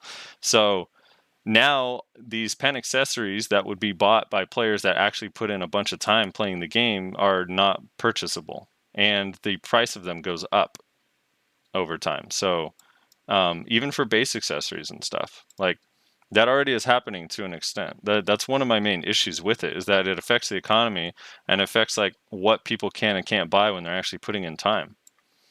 I mean, I understand, like, so for example, if I buy costumes and sell costumes for money, first of all, like someone's getting a costume out of that. Someone's either like buying those costumes or the money is not generated, like you said. So that it's not as bad. It's good for it has pluses and minuses, but it's overall, it's like it can be good for the game in general.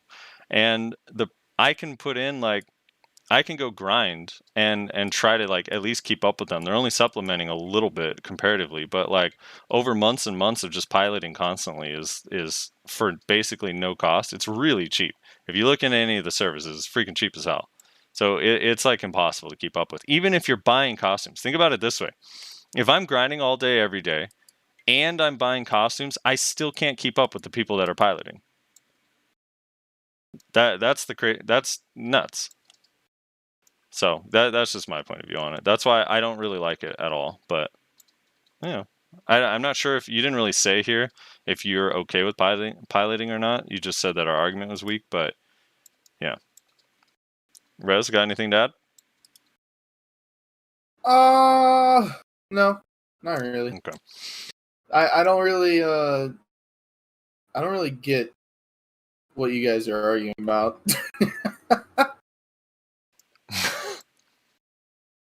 I'm lost on what the argument is. Is this regarding your comment about how piloting should just be a thing in the game? Yeah, we had a discussion last week about should you be banned for piloting or not, or like would it bother you if people were banned for piloting, and is it wrong or right or whatever? Right. Yeah, and this guy's saying, I had mentioned like, well, if you're gonna just allow it and not have any consequences, why not put it in an official like forum where everyone has access to it and it feels safe to actually do it? So that way everyone has the same chance of like getting that benefit. But I was only using that as an example. That's not what I actually want. I just want there to be no piloting. Right, yeah. I mean, I don't know. My brain's small. I don't like piloting. It shouldn't be in the game. I don't like selling costumes. It shouldn't be in the game. Eumenidai says, me Zerker, me can't follow. Yeah, pretty much, honestly. It's just a weird thing. Piloting should just be banned. And I don't get why like they don't care more about trying to deal with it. I mean, I get that it's kind of a hard thing to deal with. I can understand that, but it feels like they've put piloting has always been a thing, right? It used to be called Pinoy. It's been a thing for fucking ever. I remember back when the game first came out, I literally watched a GM in game ban someone right before my eyes. It was a person who was using a bot to grind at a Hex Sanctuary. It was like a tamer, I think. And he kept teleporting the tamer to him and like asking them questions and stuff. And the tamer, obviously being a bot, just tried to get back on like its little rotation track that it was on. And the GM just said, okay, bye. And then the tamer just disappeared. And then the GM disappeared. And like that was pretty crazy. But like I know that's not like a realistic thing that you can just always do. And there has to be more efficient ways and better ways to detect that sort of stuff, especially when it's not a robot and it's actual just other players. But it feels like they have done literally zero attempts at trying to counter piloting. So it's just very strange and very frustrating, I think, for a lot of people that they seem to not even be trying. Like with fish bots, you know, they put out bans, that's nice. With speed hackers, they put out bans, and that's nice. And then with piloting, they just act like it doesn't exist. So it's kind of annoying. I think I think it's difficult, but I at least wish no, they would I agree, say 100%. I wish they would just publicly say that it is against the terms of service, and if you are caught, you'd be banned, just so it's out there. Like that alone, I feel like would be nice to at least know, you know? Like I don't know. But then I also am like not like.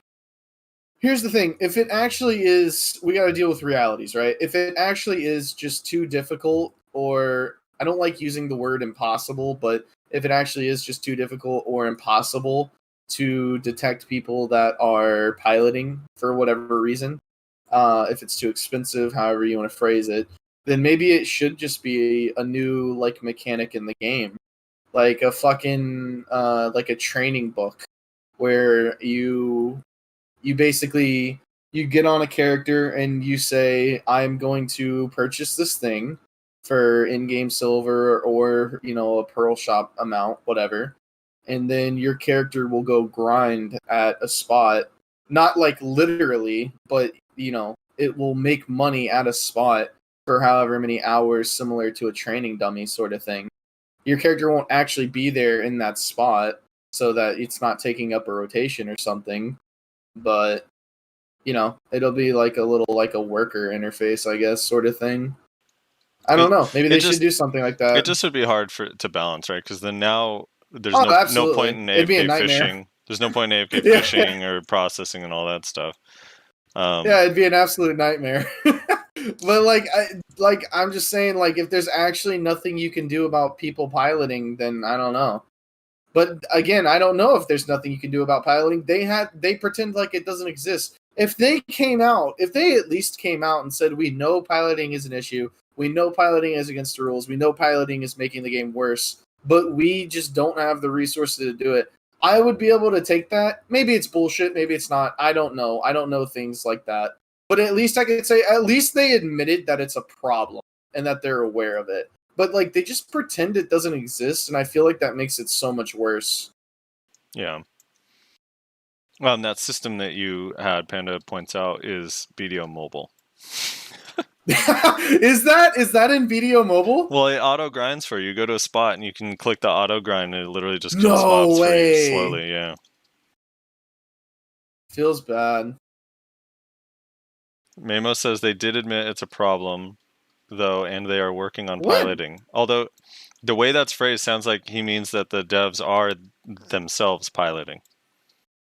I never saw that's worded. I don't know. Mamo, link that post. I've never seen it. Link it. Yeah, I haven't Back seen it up either. your claims, bitch. I feel like maybe they mentioned it, but I don't remember them taking like a strong stand saying it's against the rule. They did admit it's a problem, and they said themselves they also use the services because they're so damn good. Yeah. They like promoting like the service they use. Let's see. Elena Maria says, I watched this whole thing while grinding. Thank you. Yeah, I know. This one was a long one, man. 4.5 hours is crazy. Yeah, this one was a really long one. It was kind of nutty. It was a good one, though. We had fun. It was fun. Lucas C says, fix falling animation on Striker's Twisted Collision plus RMB, please and thank you. I've already solved this. Remove falling animation entirely from the game because it serves no purpose when you're a super strong superhero character that can zip around the whole freaking map at light speed and kill people with magical powers, and if you fall 3 feet, your feet hurt and you have to recover. Makes no sense. Yeah. Unless I fall from a skyscraper in Calpheon, I should not get a falling animation, period. Alright, well, I don't know about that one, but... No. What's the point? Like, fall damage is there. That already, like... So you can't jump off a cliff and just keep running, like, you'll die. Fine. But why do I have to sit there and be like, ooh, my ankles, recovering? I hate it, dude. It's so dumb. Yeah. I think fall animations are fine, like, when it's a certain distance, but that distance is way too fucking short right now. It's like if, like, I don't know. It's just way too short. If your characters are supposed to be, like, these super strong, like, warriors, and I mean, like, the class warrior, I mean, like, fighters, like, these, people with, they're superpowers, essentially. They're demigods. Yeah, and they're also empowered by this, I mean, I don't know the BDO lore, but I think they're empowered by this mystical force known as the Black Spirit. There's no reason why when I jump off of a rock that's 4 feet in the air, my, like, 7-foot Zerker should have a panic attack and then fall and then, have to, like, recompose himself. If they're going to keep it in and they like it for whatever reason, the fall animation, they should at least give us a quest where the Black Spirit is like, you will be imbued with a great power, warrior. But one thing you shall know, if you fall more than a foot, it will be disastrous. He made me download an image. I don't know if you should be linking a download. All right, GM Do says, here we go. Are there any plans in the near future to go for piloting services when people pay others to grind silver for them and other issues that are destroying fair play in this game? Yes, this is something we're already working on. As such, services are obviously not condoned by us. The process requires a lot of manual investigation. There are many different factors for us to consider. So it is unfortunately taking quite a bit of time. We just want to make sure we're absolutely hitting the correct people in our ban waves and that there can be no doubt of the activities we find on the account. Oh, shit. Dude, people don't get banned. But how long ago was that? Yeah, question 2, when was this posted? In like 2017? Yeah, like, I don't know. Maybe I've just missed the news. I haven't seen shit. This is the first I've heard of them even addressing that piloting is an issue. And I do not believe I've seen a single thing where they said, like, ban wave, we banned, 50 fish spotters, 80 speed hackers, and 150 piloters. Like, that last part never exists. Well, if anyone, he says it was posted in his guild Discord April 22nd, 2020, but that's not really helpful because I'm curious when the actual forum post was put up. So if anyone does know when that is from, let us know so we can get a better idea. That's actually kind of crazy, though. I hope that instills fear in the piloters. That means they actually would. That means they actually would not have a problem banning people. At least it sounds like via that message, which is kind of. We're gonna better lose a lot of people if that goes down, dude. Just give them a 3-day ban. Stars and Maine about to be wide open, dude. Let's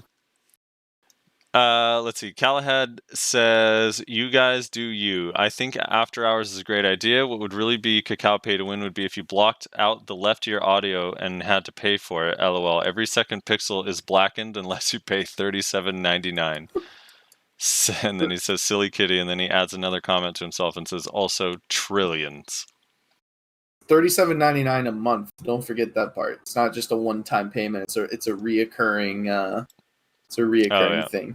And then Shade right now linked the when KR banned people. See, in KR it's a little bit easier with the Social Security thing too, and it's like against the law, so it's like it's a different situation. I think it is easier for them slightly, but yeah, they banned. It's easier, and they take it. I think they take it a lot more serious over there as well, because it's actually like you said. I'm pretty sure it's actually against the law to like give other people your account stuff because it is linked to like your fucking Social Security or whatever the shit it is. All those players that were banned also served 4 years in a federal prison. Oh, here we go. Post number. So this was on the ban wave from April 22nd. When they banned for other shit. That's when it was posted? Yeah, so that comment was in reply to the ban wave on April 22nd, 2020. So yeah, it's actually relatively new. Cool. Interesting. Well, hopefully we get more developments on that. I mean, I still say they have to time it on the day Odalita comes out. So all the people that pilot log in all excited for Odalita and they're like, "What? I can't log in? Ban wave for piloting? No!" That'd be crazy. I hope they do figure it out. I really do, because this is a problem that BDO has had for a very, very long time. And I'm glad they finally did get around to at least admitting that it's a problem and letting us know that they're working on it. Now we just gotta hope that they actually follow through on it. I hope it comes out before I buy my ogre ring, so the price goes down. Soup Pants 14 says, "Yes, you can make up for gear with skill. The objectively unfair part is, say we each land 1 CC, you're going to deal more damage and take less damage with more gear. If we're both same skilled, you're going to win. That's the problem. Going back to my example, if we're both Navy SEALs, same rank and experience, I have the 9mm, you have the fully automatic and armor, you're obviously going to win. Conclusion, can skill supplement gear? Yes. Is it a fair fight if we're same skilled but you have better gear? No, and that needs to change." Okay, so first of all, a couple things. One, the analogy still just for me does not work, because in that analogy, this fully automatic in armor, I don't know how you're going to land the CC with that 9mm, all right? That's problem number one. Problem number two, yes, you do deal more damage and take less damage, correct. However, the difference in gear has to be pretty significant for someone to not be able to kill someone. So the gap has to be huge. Like, we're not talking, like, I have, what how much more gear do I have than you, Rez, like gear score wise? Do we really need to insult me like this right now? I would say probably 100. Would you say that's fair? Yeah, That our probably. gear score difference is somewhere near 100, maybe 80, 85 gear score difference. And anyone could tell you to get 85 more gear score past like soft cap is like 100 billion silver. Okay? That just goes to show you how poor and weak Rezlar is in this game. Now, that's neither here that's neither here nor there. But he can still kill me in one fucking combo 100% of the time. You have to be so dramatically different in gear, and like it's different for some classes and whatever. I get that, but you have to be so dramatically different. So yes, you do have the advantage of you might be more tanky and not be able to kill someone. That is true, but it's not so much so that skill can't overcome it. And you don't. If Rezlar is even a little bit better than me, he's going to win more of the fights. Like that's just how it is. Class balance notwithstanding. So it's like you're again. You say that is it fair that for the same skill but you have better gear? No, and that needs to change. Like the game, it's a progression-based MMO, man. Like gear is always going to be a thing. If people aren't grinding for gear, they don't have anything to grind for. It's like kind of like the basis of the entire thing. Yeah, this is a fighting game. Like, this is a fighting game second, and MMO first. You always got to keep that in mind. Like, it feels like a fighting game, it plays like a fighting game, but it's not. It's not supposed to be, I pick my character, you pick your character, we do the same damage and have the same health and have, similar complexity and combos. At the end of the day, this may feel like a fighting game to a lot of people. Me and Frosty have both said that it plays a lot like a fighting game, but it's an MMO. Yeah, it's just, I mean, I get like the frustration of like no one wants to die just because of gear, but it happens. And the cool thing about the game is that you can overcome that with both either just being better than them or going out and getting your gear up. We all have access to getting gear. It's a lot easier to get AP than DP, and it's also not that hard to get accuracy, man. Like you can get decent gear with accuracy and slaughter people with my gear. I promise. Kristen Cortez says Jin PvP damage of heart hitting has been reduced by about 53%. Angry. That was the global lab notes. Yeah, we don't know what's happening with that. They're on hiatus. That patch. Shuri says Zerk Succession here.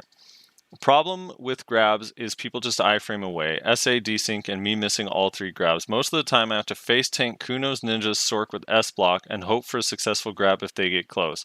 Catching those guys with just lava piercer plus grab is like trying to catch mosquitoes with toothpicks. See, that's a good analogy. That's actually, I think Rezlar actually does that for sport in his hometown. I'm pretty sure. That's why I'm so good at grabbing people. Yeah, I do that. I train in real life. He's like, toothpicks? You have the luxury of using toothpicks? Lucky. That's the one. You know what? Not to suck my own dick or anything, but that's the one thing that people have always been like, dude, Rezlar is on point with his grabs. Like I have always had people say that I'm on point with my grabs. It's like the one thing I'm good at in the game is the thing that's really easy apparently, and anybody can do it. Yeah, I think that your desync helps. Definitely no. 100% it does at times, but it also fucks me a lot. So it's a double-edged sword for sure. Yeah. 2 minds. In those. Well, see, fuck. I want to reference something, but it's After Hours, so only like 10 people have seen it. We did an After Hours where I played a class that's not Zerker, and I swear to God, whenever I desync on that class grappling people, it went from a 50-50, I get helped or I get hurt, to like an 80-20. Like most of the desync was going in my favor. I was like, dude, I should just re-roll this class. What the hell? Dude, you were basically playing a Zerker. You were on a striker, dude. You still had 2 grabs. All right. 2 Mind says, I wouldn't mind longer CD on grabs if resist weren't a thing. Using 20 to 30 second cooldown only for it to get resisted would be a huge slap in the face. Yeah, resists are a huge problem. Resists just need to go. The more I talk about it and the more I hear people talk about it, the more I'm just like, why are resist even in the game? I just think they need to go. I don't know what they are. I don't know what purpose they serve. They're not fun. They're not engaging. It doesn't make PvP more competitive. I don't know. I wish that it did not exist. It's pretty bad. I mean, I still think the grabs would be okay on a 20 to 30 second cooldown, especially the classes that overly rely on them, like Zerker and Warrior, still have their ignore grapple resist passive. So for them, it wouldn't be as bad. I still think overall it'd be fine for the game if it went up to 20, 30 seconds. But I agree. I also wish resist would get removed. Like, just for everyone in general would be nice. Jay replied to him and says, why? Because then you'd actually have to CC someone for a kill instead of one button easy kill that takes 0 skill. I just want to say, if you've ever watched 2Minds videos, he's not killing people without CCing them, I promise. Talus X Septum says, I don't think this is a crazy long comment, but here's a TLDR anyway. Alright, so he says, the only reason I rolled off Musa was because I was given multiple sources that told me that high-end PvE was pretty bad. Anything past Akhman, where down attacks weren't there, was not generally considered, and whatnot was generally considered bottom tier. I'd love to pick it back up, though, because I absolutely love how it feels for PvP. One thing that no one plays Musa Mei or highly mobile classes ever talk about is that once you get a taste of that speed, it's so damn hard to play something else. I played Musa and now I play Valk and Lon. Lon feels amazing. Valk feels like depression.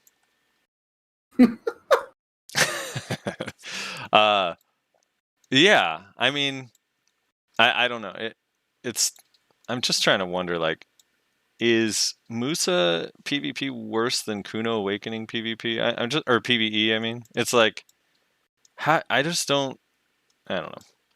Whatever. If it needs to be buffed, it should be buffed. That's, I don't know.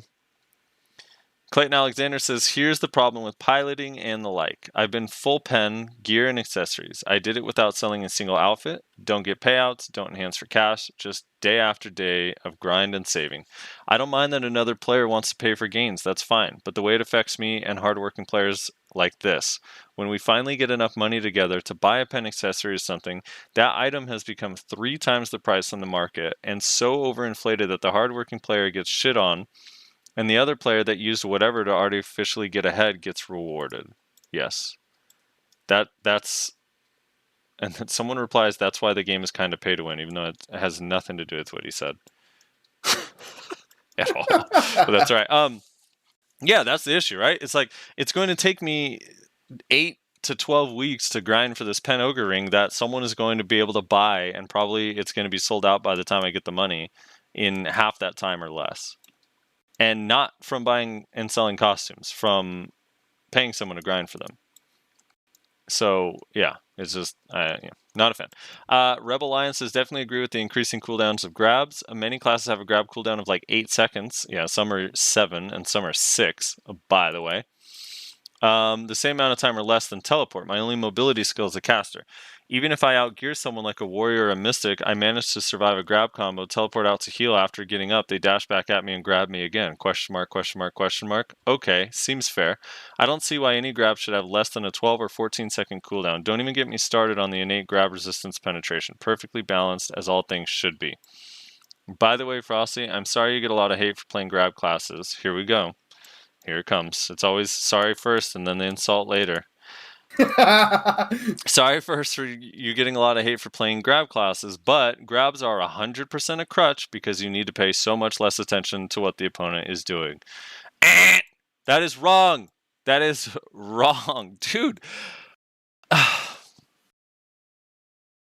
don't even know in what world you don't have to pay attention to what the opponent is doing to grab. Like that, it's just not true. That is just not true. I will never accept that. I reject that notion. It is wrong. Rebel Lion, you are wrong. I'm sorry. Yeah. Especially, like, the thing nobody talks about as well. Because, like, on the one hand, I can see where people are coming from with sentiments like that when it comes to protected grabs. Whenever it comes to unprotected grabs, I think it's totally wrong. But when it comes to protected grabs, I'm like, I can kind of see where you're coming from. Well, let me ask you even this. then, Let me ask you this. Even on your protected grab, what happens if you're against me in a 1v1, you lob a piercer and use one of your protected grabs and it fails? What's the thing that happens right after it? I get CC'd. You get usually. CC'd. Exactly. And so you have to account for things like the opponent's Yeah. cooldowns, where they're going to move, what they're going to do. If I miss this grab, is it safe? Am I going to go close enough to them to actually get the grab on time? Sometimes, people don't realize this, but people miss grabs just because they fucked up their movement. You have to mouse move a Zerker in Lava Piercer to try to land a grab and face the right way. Like, it's not a 360 AoE. It's not a fat range. It's like, there's so much more to grabbing than people think. Like, everyone thinks you just run up and grab, run up and grab. Right. It's just, even against a witch, which is like a standing pillar that is just like a grapple target that says, please come grab me, I will block jump, which locks on, teleports me straight to you, and either A, Voltaic Pulse lands immediately before because they knew it, B, they teleport, and then use forward F, so I miss the grab and I'm stiff in there because you stiffen yourself, and then they float me with detonative flow. Or C, they resist the freaking grab, and Voltaic Pulse CCs me immediately, and I die. Like, there's so many factors that go into it. Plus, I had to try to get to them safely. Once block jumps off cooldown, it's difficult, and if they teleport it, like, there's just ways to deal with it that makes it so it's not just, hey, I have a grab, I'm just going to press E. Like, you have to do all these really technical, difficult things, like teleport in and press Shift F. I don't know. It's just, Yeah. So what I was going to say is, like, I kind of understand where they're coming from with protected grabs, but even on protected grabs, you still have to worry about, like, what happens if, like, they dodge it. Like you said, like, if I use E-grab and then I don't connect with it, like, it's a pretty short animation, and what follows is me just standing there. So I have to immediately follow it up with some form of protection, be it C-swap, predatory hunt, just whatever, basically. And then also the other thing people don't talk about is, when it comes to grabs, is desync. Like, I know I have worse internet than the average player, so desync is extra shitty for me. But, like, desync affects grabs so much worse than your average CC, in my opinion. Like, if somebody desyncs when you stiffen them, or if somebody desyncs when you KD them, there's more of a, like a chance to deal with that once you realize that the desync is kicked in, than whenever you grab someone and you're already started on your next ability in, like, melee range, basically, like, right on top of them. You know what I'm saying? yeah. So I think on one hand, I understand where people are coming from when they say, like, I hard disagree with unprotected grabs. I think unprotected grabs are just like other CCs in that you have to time them in order to use them properly. I kind of see where people come from with protected grabs, but even then, it's not as if it's a completely brainless, like, I just press it off cooldown and it makes me win. There's still things that you have to consider revolving around the grab. If I'm gonna just finish with this. If you complain about grabs and you think grabs are an easy win and you're not a wizard or a witch in Awakening, then that it's a you problem. Also, I do think Wiz makes the point of give Wiz Witch split teleport. Wiz and Witch split teleport. I've said a million times, I think that should be a thing. Oh yeah, the whole split teleport thing should just be a thing for Witch and Wizard Succession and Awakening. It makes no sense why it isn't. 100%. I think, there's no reason why that second cooldown should be locked onto the first teleport. It should be separate. It just feels so much better too. I don't know. Blairy X says Striker without grabs is a walking monkey. Okay. No, what? No, the fuck? Striker without Mass Destruction. Fucking what's it called? The Q.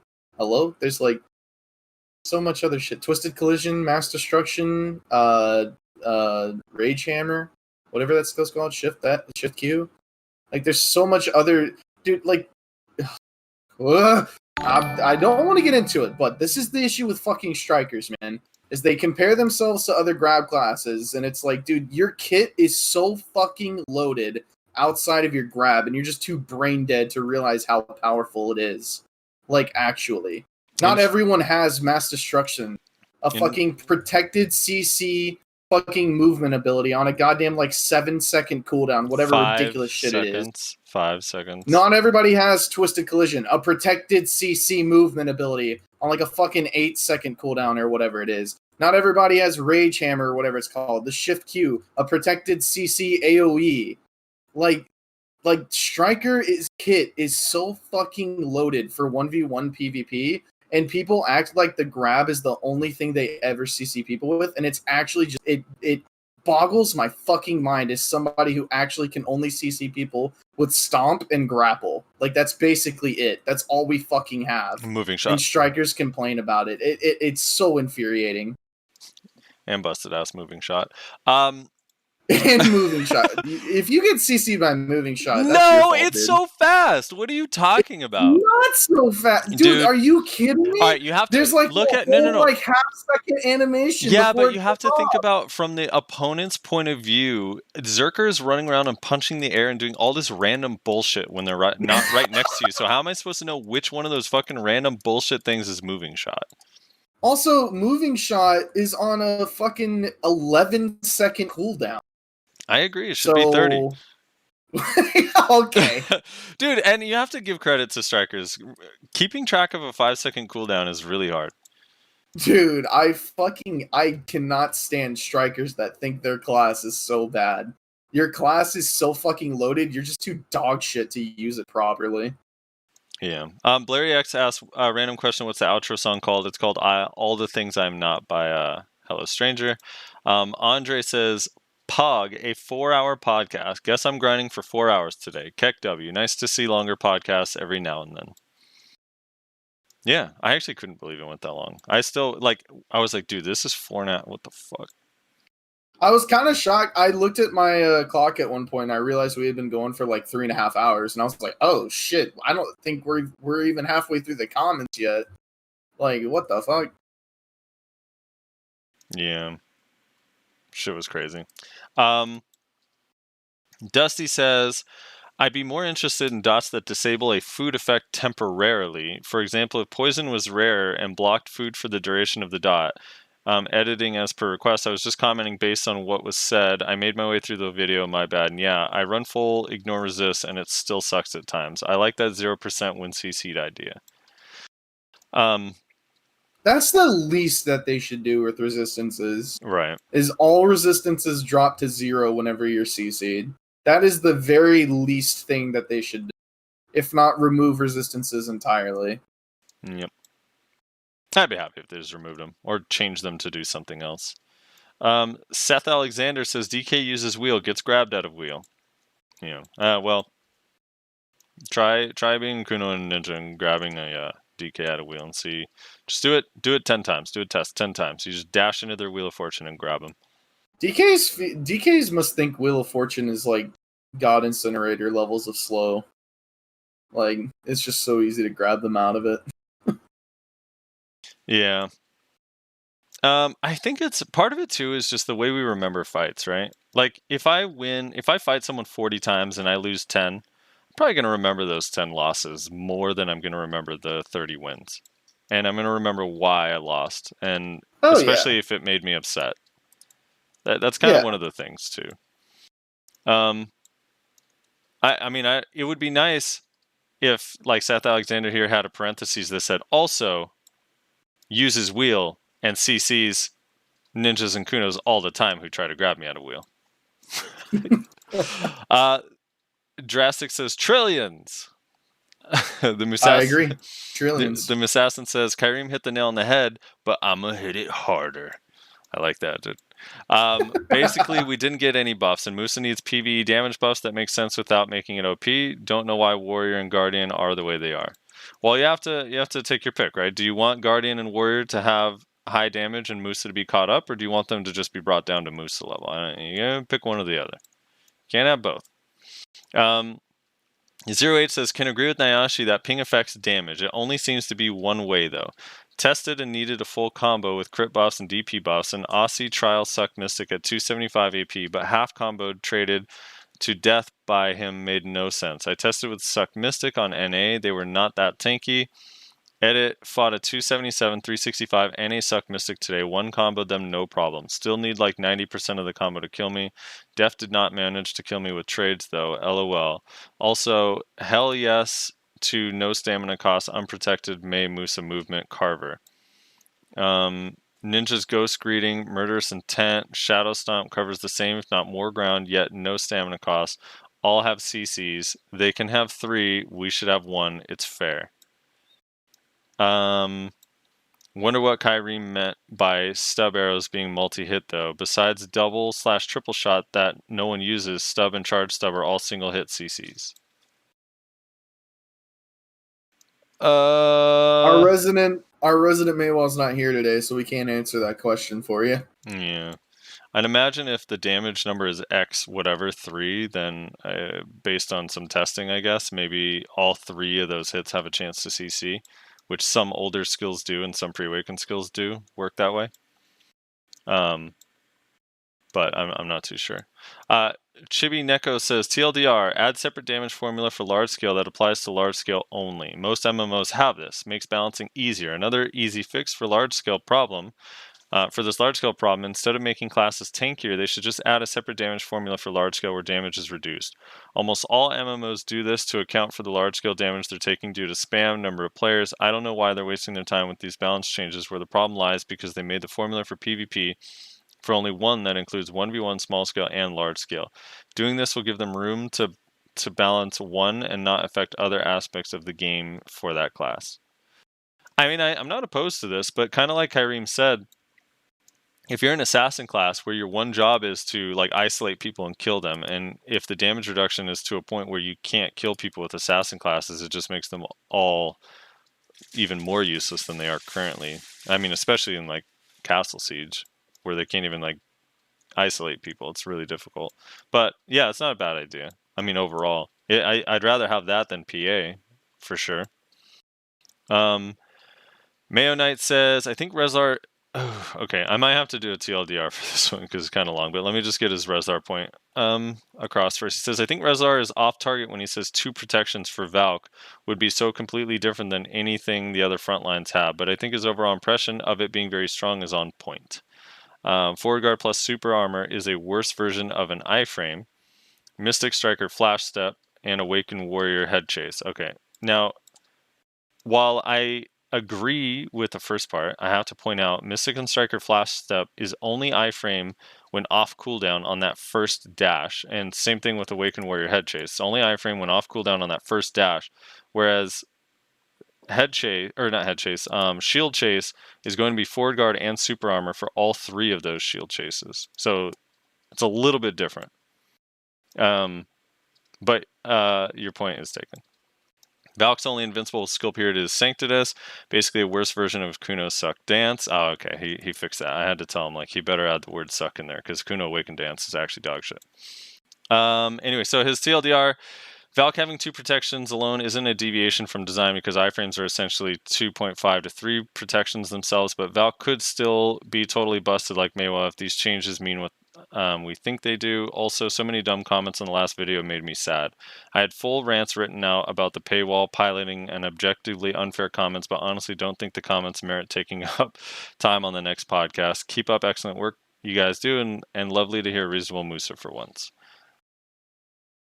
Yeah. So that TLDR doesn't make a lot of sense to me because it is a deviation from design for frontline. Like I guess I can kind of understand what you're saying with the whole iframe thing, although I don't think I agree that iframes are like 2 or 2.5 protections or whatever. I see what you're trying to argue, but my whole thing is that the whole frontal guard and super armor thing that Valk is going to get on their movement is something that is specific, like that is a frontline specific thing that all the front lines could have, and that would help all of them. Like, why is the Lava Piercer not frontal guard and super armor? Why is forward thrust on Warrior pre-awakening the dash? Why is that not forward guard and super armor? You see what I'm saying? So it doesn't make a lot of sense to me I know people think that Valk is weak, and to an extent, I think it is. At least the Awakened version is. I think it is fairly weak. I mean, it's a 3-minute class similar to Zerker. You just build ulti and then you kill 10 people. So I can see why they would get it first, but my issue is that there are other classes that also could really benefit from that sort of change, where I don't think it would affect that much in 1v1 because you're just changing 1 protection to 2 protection, but it would actually help quite a bit in large scale. Like, I know not taking like 1,000 to 1,500 damage trying to Lava Piercer into a group would help a lot on Berserker. That's the only thing that the only point that I was trying to make. So that's all I was saying. Like, I don't mind that being on Valk, but I think you're underselling just how like powerful that is going to be. I think, honestly, and how much that would help all the other frontline classes as well. I don't really have a problem with it. I'm trying to look at the silver lining of, like, if they're doing this to Valk, maybe they'll do it to the other frontline classes as well in some capacity.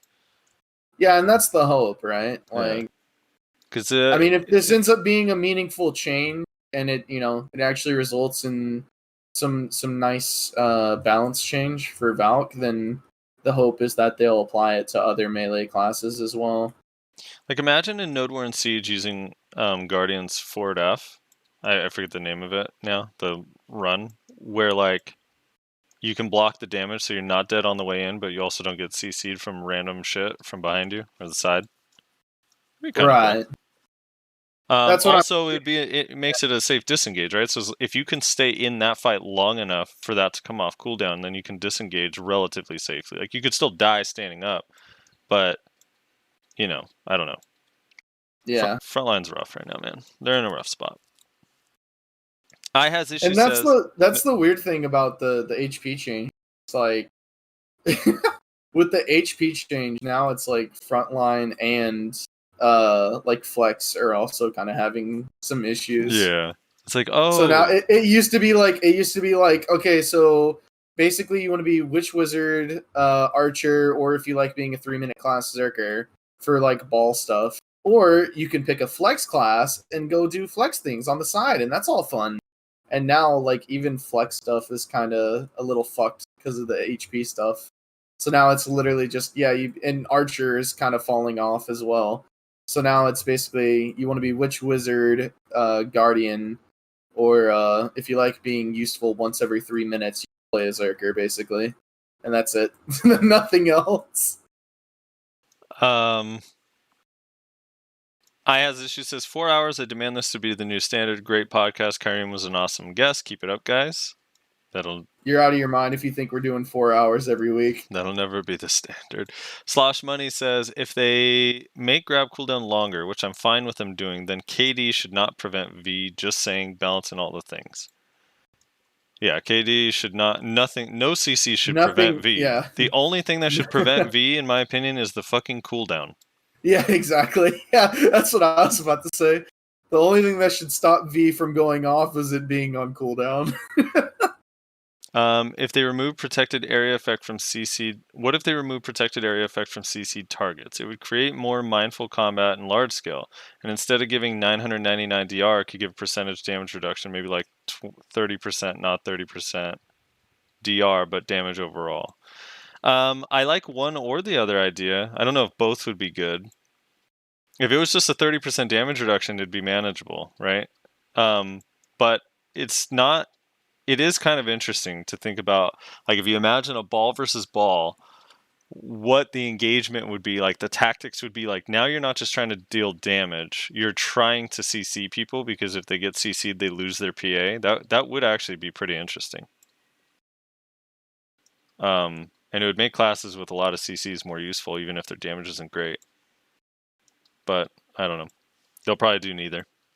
Kanji Personal says, yes, it does have that issue. It's random when it happens. He's talking about Night Crow going into Storming Crow, the Sork thing. I'm sorry, but it's not. It's just not remotely close to the same as Moose's Chase when it goes from iframe to SA. The issue and the gap that they get sometimes. Like, they only need a minor amount of latency for them to get caught out of that, Whereas like Sorks you can Nightcrow and Storming. It is the most consistent 2 skills that chain together in like the entire game when it comes to protection. Going from Nightcrow to Storming Crow to Nightcrow to Storming Crow by just holding it.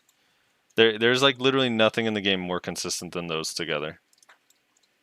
Like actually, so yeah, it's just not the same. I get that maybe it's happened to you, but you have to have such an immense amount of latency for that to happen. I don't know. Nuisance Sun PT says important. The comment from Logan is a trap. Okay, I see. We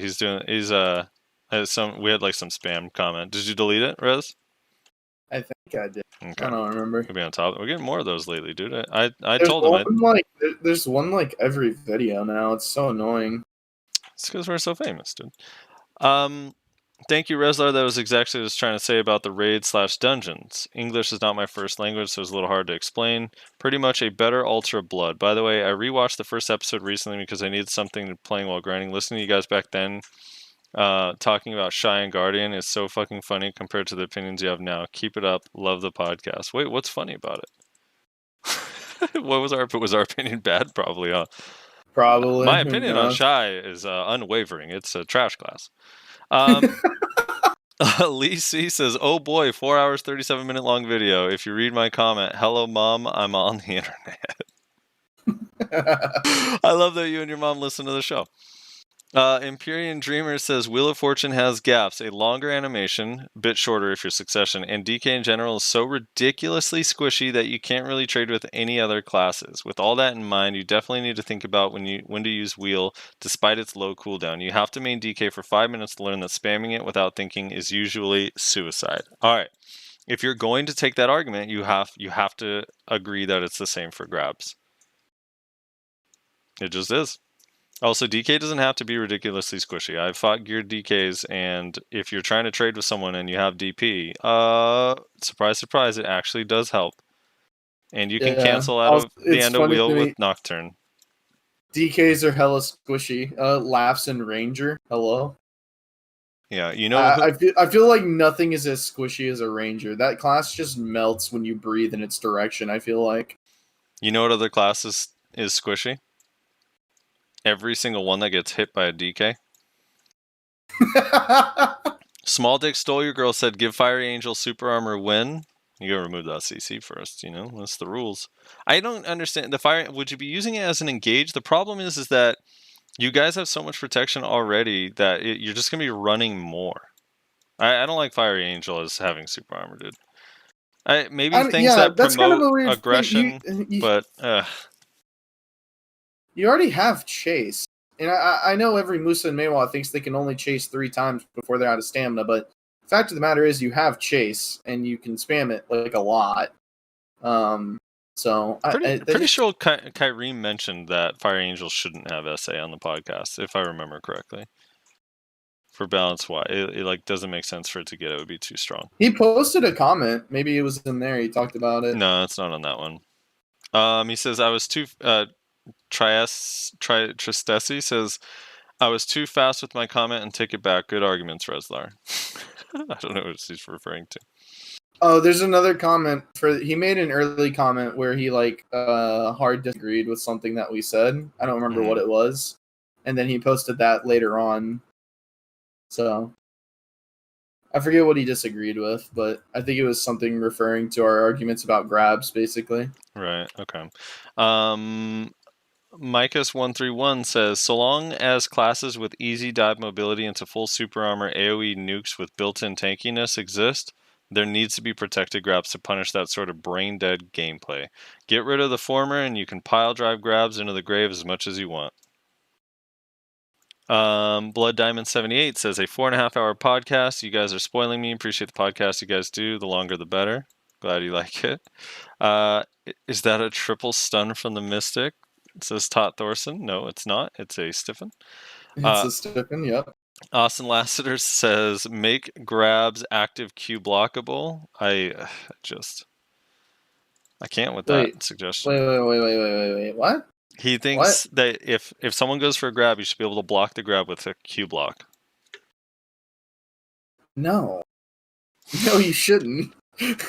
Grabs are in all. I mean, I don't think people realize that grapples are a thing in a lot of fighting games. Like in general, it's not like a new concept that BDO came up with.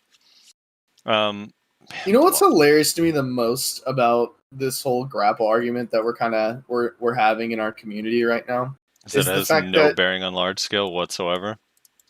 yeah, well, kind of tangentially related to that. You know what's like the only counter to Guardian? Grappling them.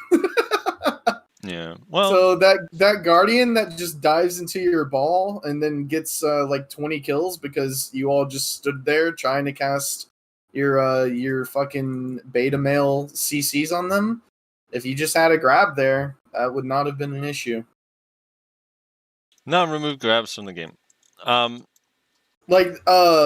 Perfect example. I was watching Aurelio's stream the other day. I think it was yesterday. And somebody linked him a clip of this Guardian in EU Siege, Calpheon Castle. This kid, I legit think for probably 30 to 40 seconds, just runs around through an entire guild all by himself, rotating super armors and getting like I think over the course of the whole clip he probably got like 30 kills or some like insane amount of shit like that. And the whole time I'm just like, why is no one grabbing this man? Just put him on the ground. Like somebody just look at him and go, hey, that's probably something that I should deal with. Like, it's not like they're hard to grab. I will never understand. Like, people forget that they have grapples when they go in large scale. It's actually insane.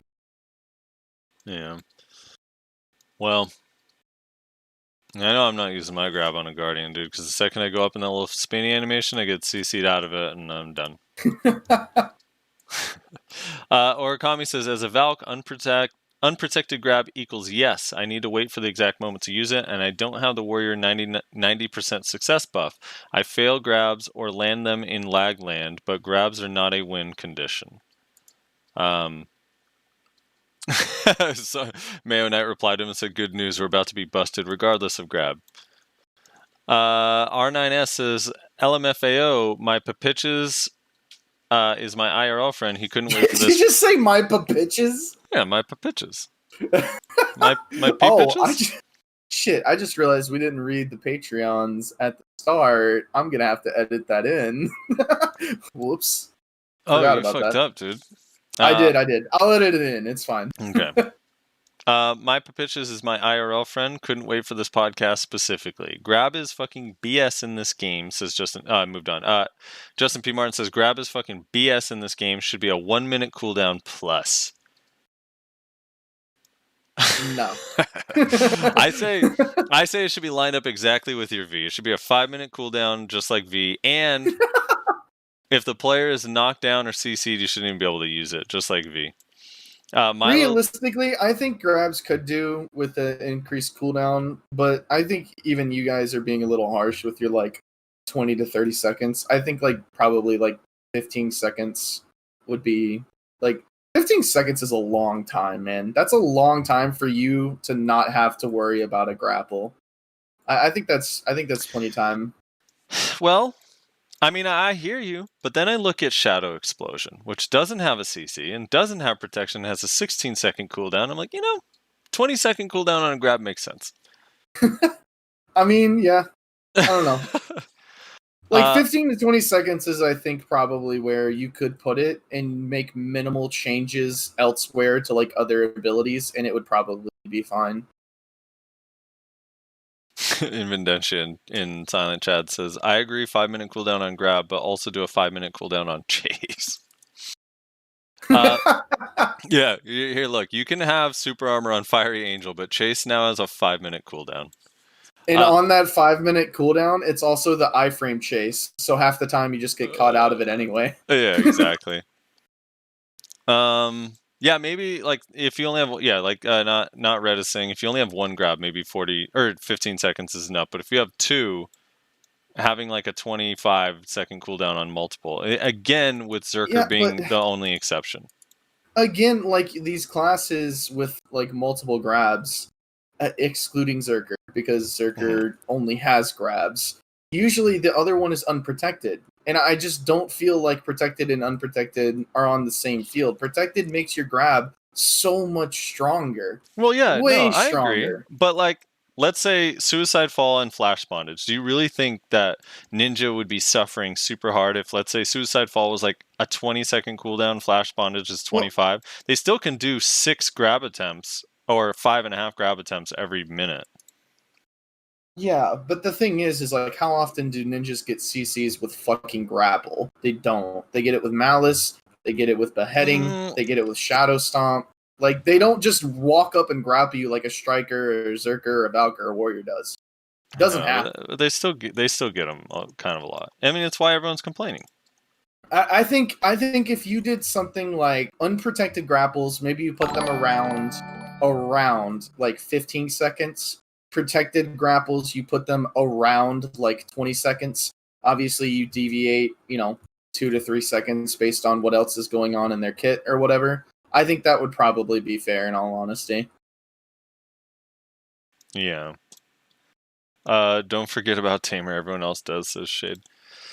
I mean, no, you're right, Shade. Tamer also should have a 30-second cooldown on their grab. Tamer should have a 5-minute cooldown on summoning their hailing and a 20-minute cooldown on consuming their hailing, because that buff is fucking nutty. Dude, Shade, for example, like people, how easy, I mean, is it that easy to grab? Do you feel like your grab on Tamer makes it so you just free win against other classes, whereas like people that don't have grabs actually have to think? I feel like you have to have never played a grab class to feel that way. Yeah. It's the only thing I can think of, is if you actually believe that I don't have to learn the opponent and what they're doing or follow or make any actual decisions because I have a grab, is just, you literally just haven't played it or didn't take any time to learn like how it actually works. And Tamer grab is unprotected, right? And again, like, to go back to what I said about like Ninja, for instance, like, that's one of those classes that's not like a Zerker or a Striker. You don't see them just walk up and like grab people. They almost always get a CC with another ability first, and then they'll follow up with a grapple. They'll get like a Tamer trap or fucking whatever. Like, I feel like I never just have a Tamer walk up and grab me. It's always they like stiffen me with some bullshit that I can't tell what it is because it's all just black goo everywhere, and then I get grappled afterwards. Like, I feel like that's almost always what happens. Okay, so Milo Lubin says, holy shit, it's 4.5 hours. Yeah. Kyreem, this is where Kyreem comments and said, just to be clear, when I was talking about strong mooses, Quad Gnome is definitely my first choice. I say this because due to my sentence, it led into thinking I said Quad wasn't a top Musa. As for the arguments and ideas of Musa changes, a lot more than what I talked about during the podcast would be interesting, but on this, I cover a few reasonable changes that wouldn't break the class, as removing stamina costs on standing moves, being unprotected, and offering no movement while still giving the Musa player some tools on low stamina. Also, I talk a lot about resource limitations on classes, and this is even more punishing when resistances are a thing, which is something we didn't really talk about. Finally, when we talk about grabs in general, due compensation to the affected classes are definitely needed, and sorry if you couldn't understand me properly. English isn't my first language, and I lack experience. You did fine, Kyrie. You did just fine. Yeah, resistances also are awful. Small Dick Stole Your Girl asked, what do you think about Super Armor on Fire Angel? Do you think it would be too strong? I think it would just make sense. Just make the class a lot more fun to play, IMO. And then he had a couple other things, but Kyreem responded, I think we need to have holes in unprotected skills to keep a balance and make sure we can be dealt with by other means than a grab. That's why I'm a bit reluctant to the idea of having Angel protected, but it would definitely make it more fast-paced, give more offensive options, since Angel being unprotected puts a risk on it, which in a sense isn't a bad thing. I told you he talked about it in a comment. Bilvers after that said, love the length of the video, gonna listen to it my whole day at work tomorrow. Andrew says 4 hours, I'm strapping in, boys. And Milo Lubin says second. And you second because that spam comment first, I believe, and then I removed it. So you're technically first, so don't feel bad. Yeah, you're first by default because the actual first was a fucking bot and it got removed. I like that the bot is our biggest fan. Invendentia in chat says maybe they think it's easy, like grab is easy because they have chase and can just dash around and get up to people with no effort whatsoever. So if they have a grab, they could just dash up to people and press it. I mean, that's the thing too, right? It's like I guess especially if you have DP and you're actually just chasing around like point blank on someone and keeping pressure on them, then grabs prevent you from being able to do that. But that's one of the beauties of the game is like the style differences and how your playstyle has to change based on who you're fighting. You know what I realized last episode? That I don't know if I brought this up. I may have. So let me know if I'm just like repeating myself from last episode. But it feels bad because I'm about to shit on Mooses and Maywas, and Nayashe's not here to defend them. Uh-oh. But I think there's an issue with Mooses and Maywas where they think that they're gated by their resources and no other class is gated by anything. Whereas I think Musa and Maywa is so gated by resources because they have such low or basically no cooldowns. There's no cooldown on Chase. Dragon Bite is a 3-second cooldown. Blooming has a pretty low cooldown. Like Red Moon, pretty low cooldown. Like these very low cooldown abilities. Whereas a lot of other classes, their movement and CCs I think are on quite a lot higher cooldowns. So it's more of a cooldown management game than a resource management game. Like I'm not gonna lie, like I rarely worry about my stamina and almost never worry about my WP on a berserker. But you know what I'm constantly like, you wanna know what my eyes are focused on? Like probably 70 to 80% of a fight. I'm literally staring at my cooldowns on the left side of my character, like waiting for shit to come off of cooldown. And I mean, I'm sure if Nayashe was here, he would say, well, we watch our cooldowns too. We have our cooldowns too. But I just feel like you do not have to worry as much about cooldowns on Musa and Maywa. And it's more of a, fuck, I have to pay attention to my WP. Fuck, I have to pay attention to my stamina. I can't just be spamming things because I have to manage my resources a lot harder than every other class. But I think it's just a trade-off, honestly. I think it's just a trade-off. But I think they don't realize that, honestly. I think they think every class has infinite movement that they can just use whenever they like. I think they think every class has a goddamn 3-second protected CC that also moves you forward. There are a lot of classes that wish they had Musa Maywa movement. Let's just put it that way. Yeah. The protected movement.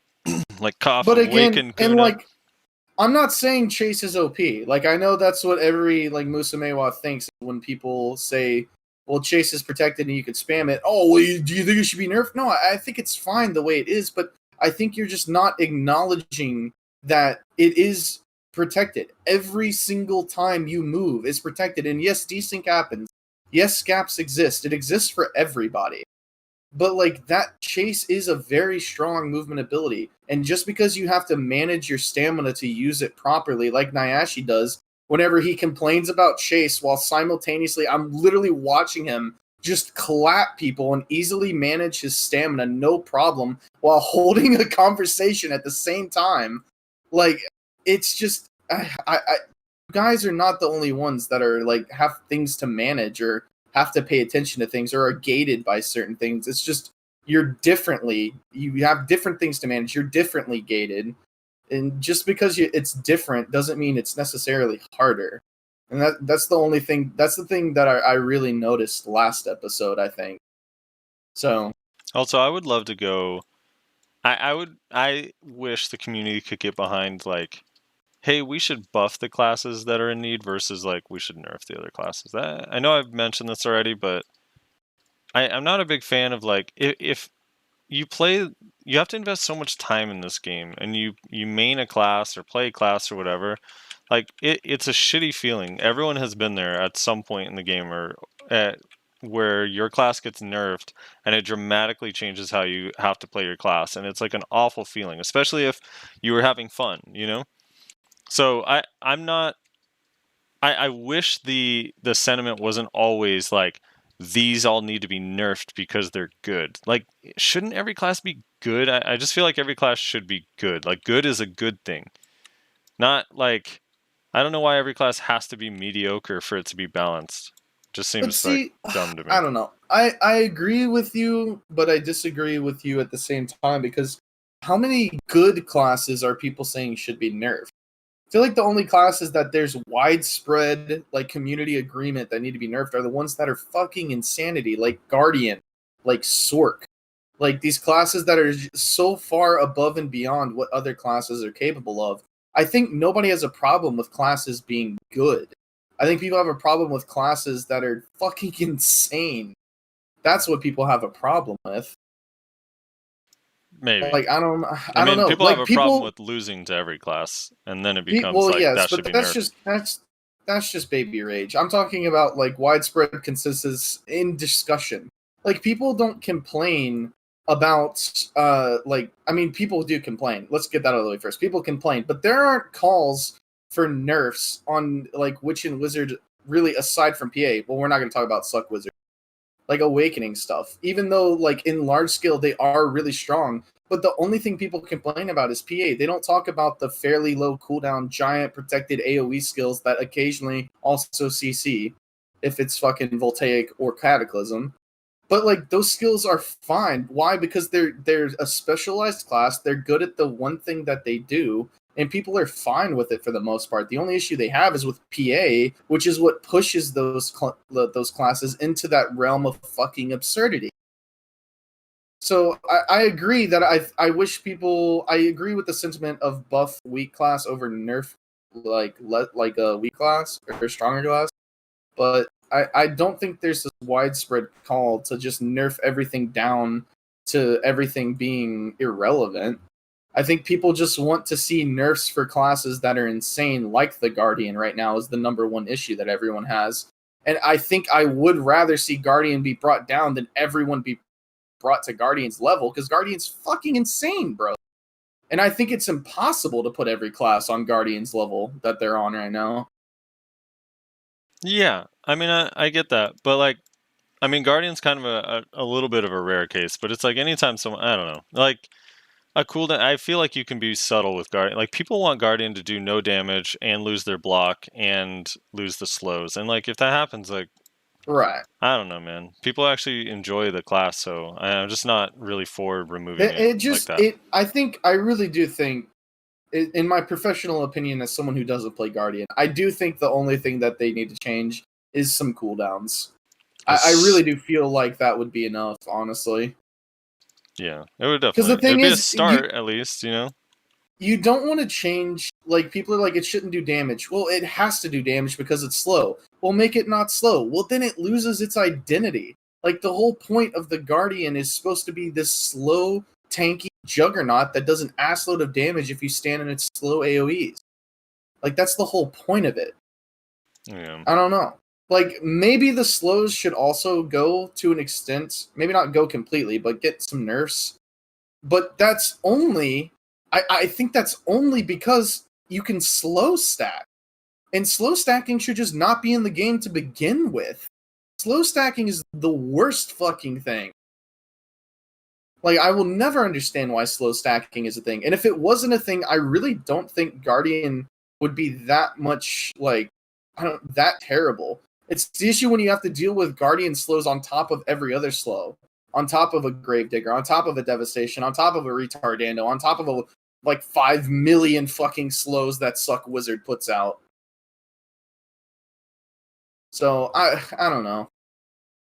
Slow stacking should be a thing, and I think that would fix the slow issue with Guardian and just increase some cooldowns. Yeah, by a little bit. A couple seconds Yeah. here and there on a couple things. And I think that would be fine. And then we can all collectively go back to agreeing that Sork is the most OP class in the game and needs to be nerfed. There it is. All right, so that's the end of the show. I want you to do your little Patreon speech and stuff while I use the restroom. I'll be right back. Okay. All right. So thank you everybody so much for listening. Thank you for joining us if you're here in the live stream. We got some people in the house that I would like to give a shout out to. Salrock, you've been around for quite a long time. Thank you for being here. Shade, our guest from a couple episodes back, has been commenting, linking us posts, and then telling us tamer things. Thank you for being here. You May Not Die, also someone who's been around the podcast for a long time. Thank you for hanging out with us. I don't know if Tim's still here. Tim was here earlier. Thank you for being here, Tim. Tim Allen, that is. Speaking of Tim Allen, by the way, he's got a new podcast that he does. It's Tim Allen, Joe Never Fails, who else? Potion Shop and Moreland.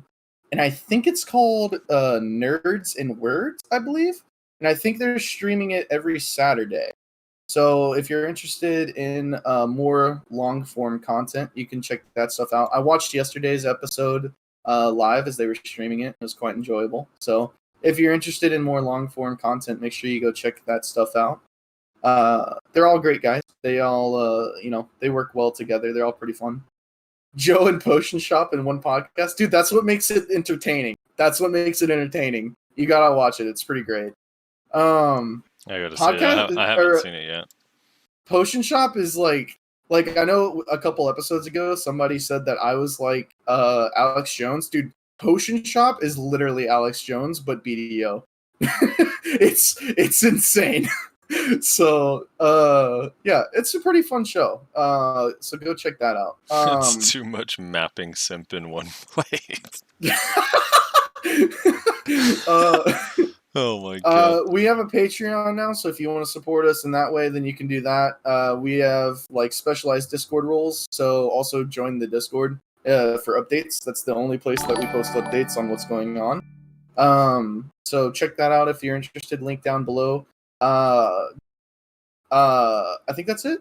Yeah, I stream twitch.tv/SoFrosty. I stream every day, basically, more or less. Same. And I mostly am just arguing with my chat. About Kuno balance. Also, do you think we're ever going to get invited to one of those podcasts, Rez? What podcast? Any of them. Just any of them. We did get invited to one, and then our invite got taken back, essentially. Because it got canceled, and then they never invited us back. So. You know what? I actually get it, though, because we have been really selfish, and we don't ever invite anyone on ours. So it actually makes sense. I think the issue is we're just not. We don't have a big enough following. It's like you only invite people that can add something to your following, so that you want to leech off of their following. So at least that's what I've been told. That's what I do. So yeah. Anyway, it was just a thought. Pie in the sky. Crazy daydreaming Frosty over here. Check out Frosty, twitch.tv/SoFrosty. Check out Nayashe. He's not here, but I'll plug him anyway. Twitch.tv/Nayashe_NA. I don't know how much he's going to be streaming here recently because, wedding, marriage, that sort of stuff. Yeah. So if you do happen to catch him on stream, tell him congratulations on the whole marriage thing. And we'll miss him whenever his wife inevitably removes him from BDO. Because he's a married man now and he's not allowed to play silly video games anymore. So, yeah, that's it for this episode, guys. Thanks for watching, and we will catch you next time.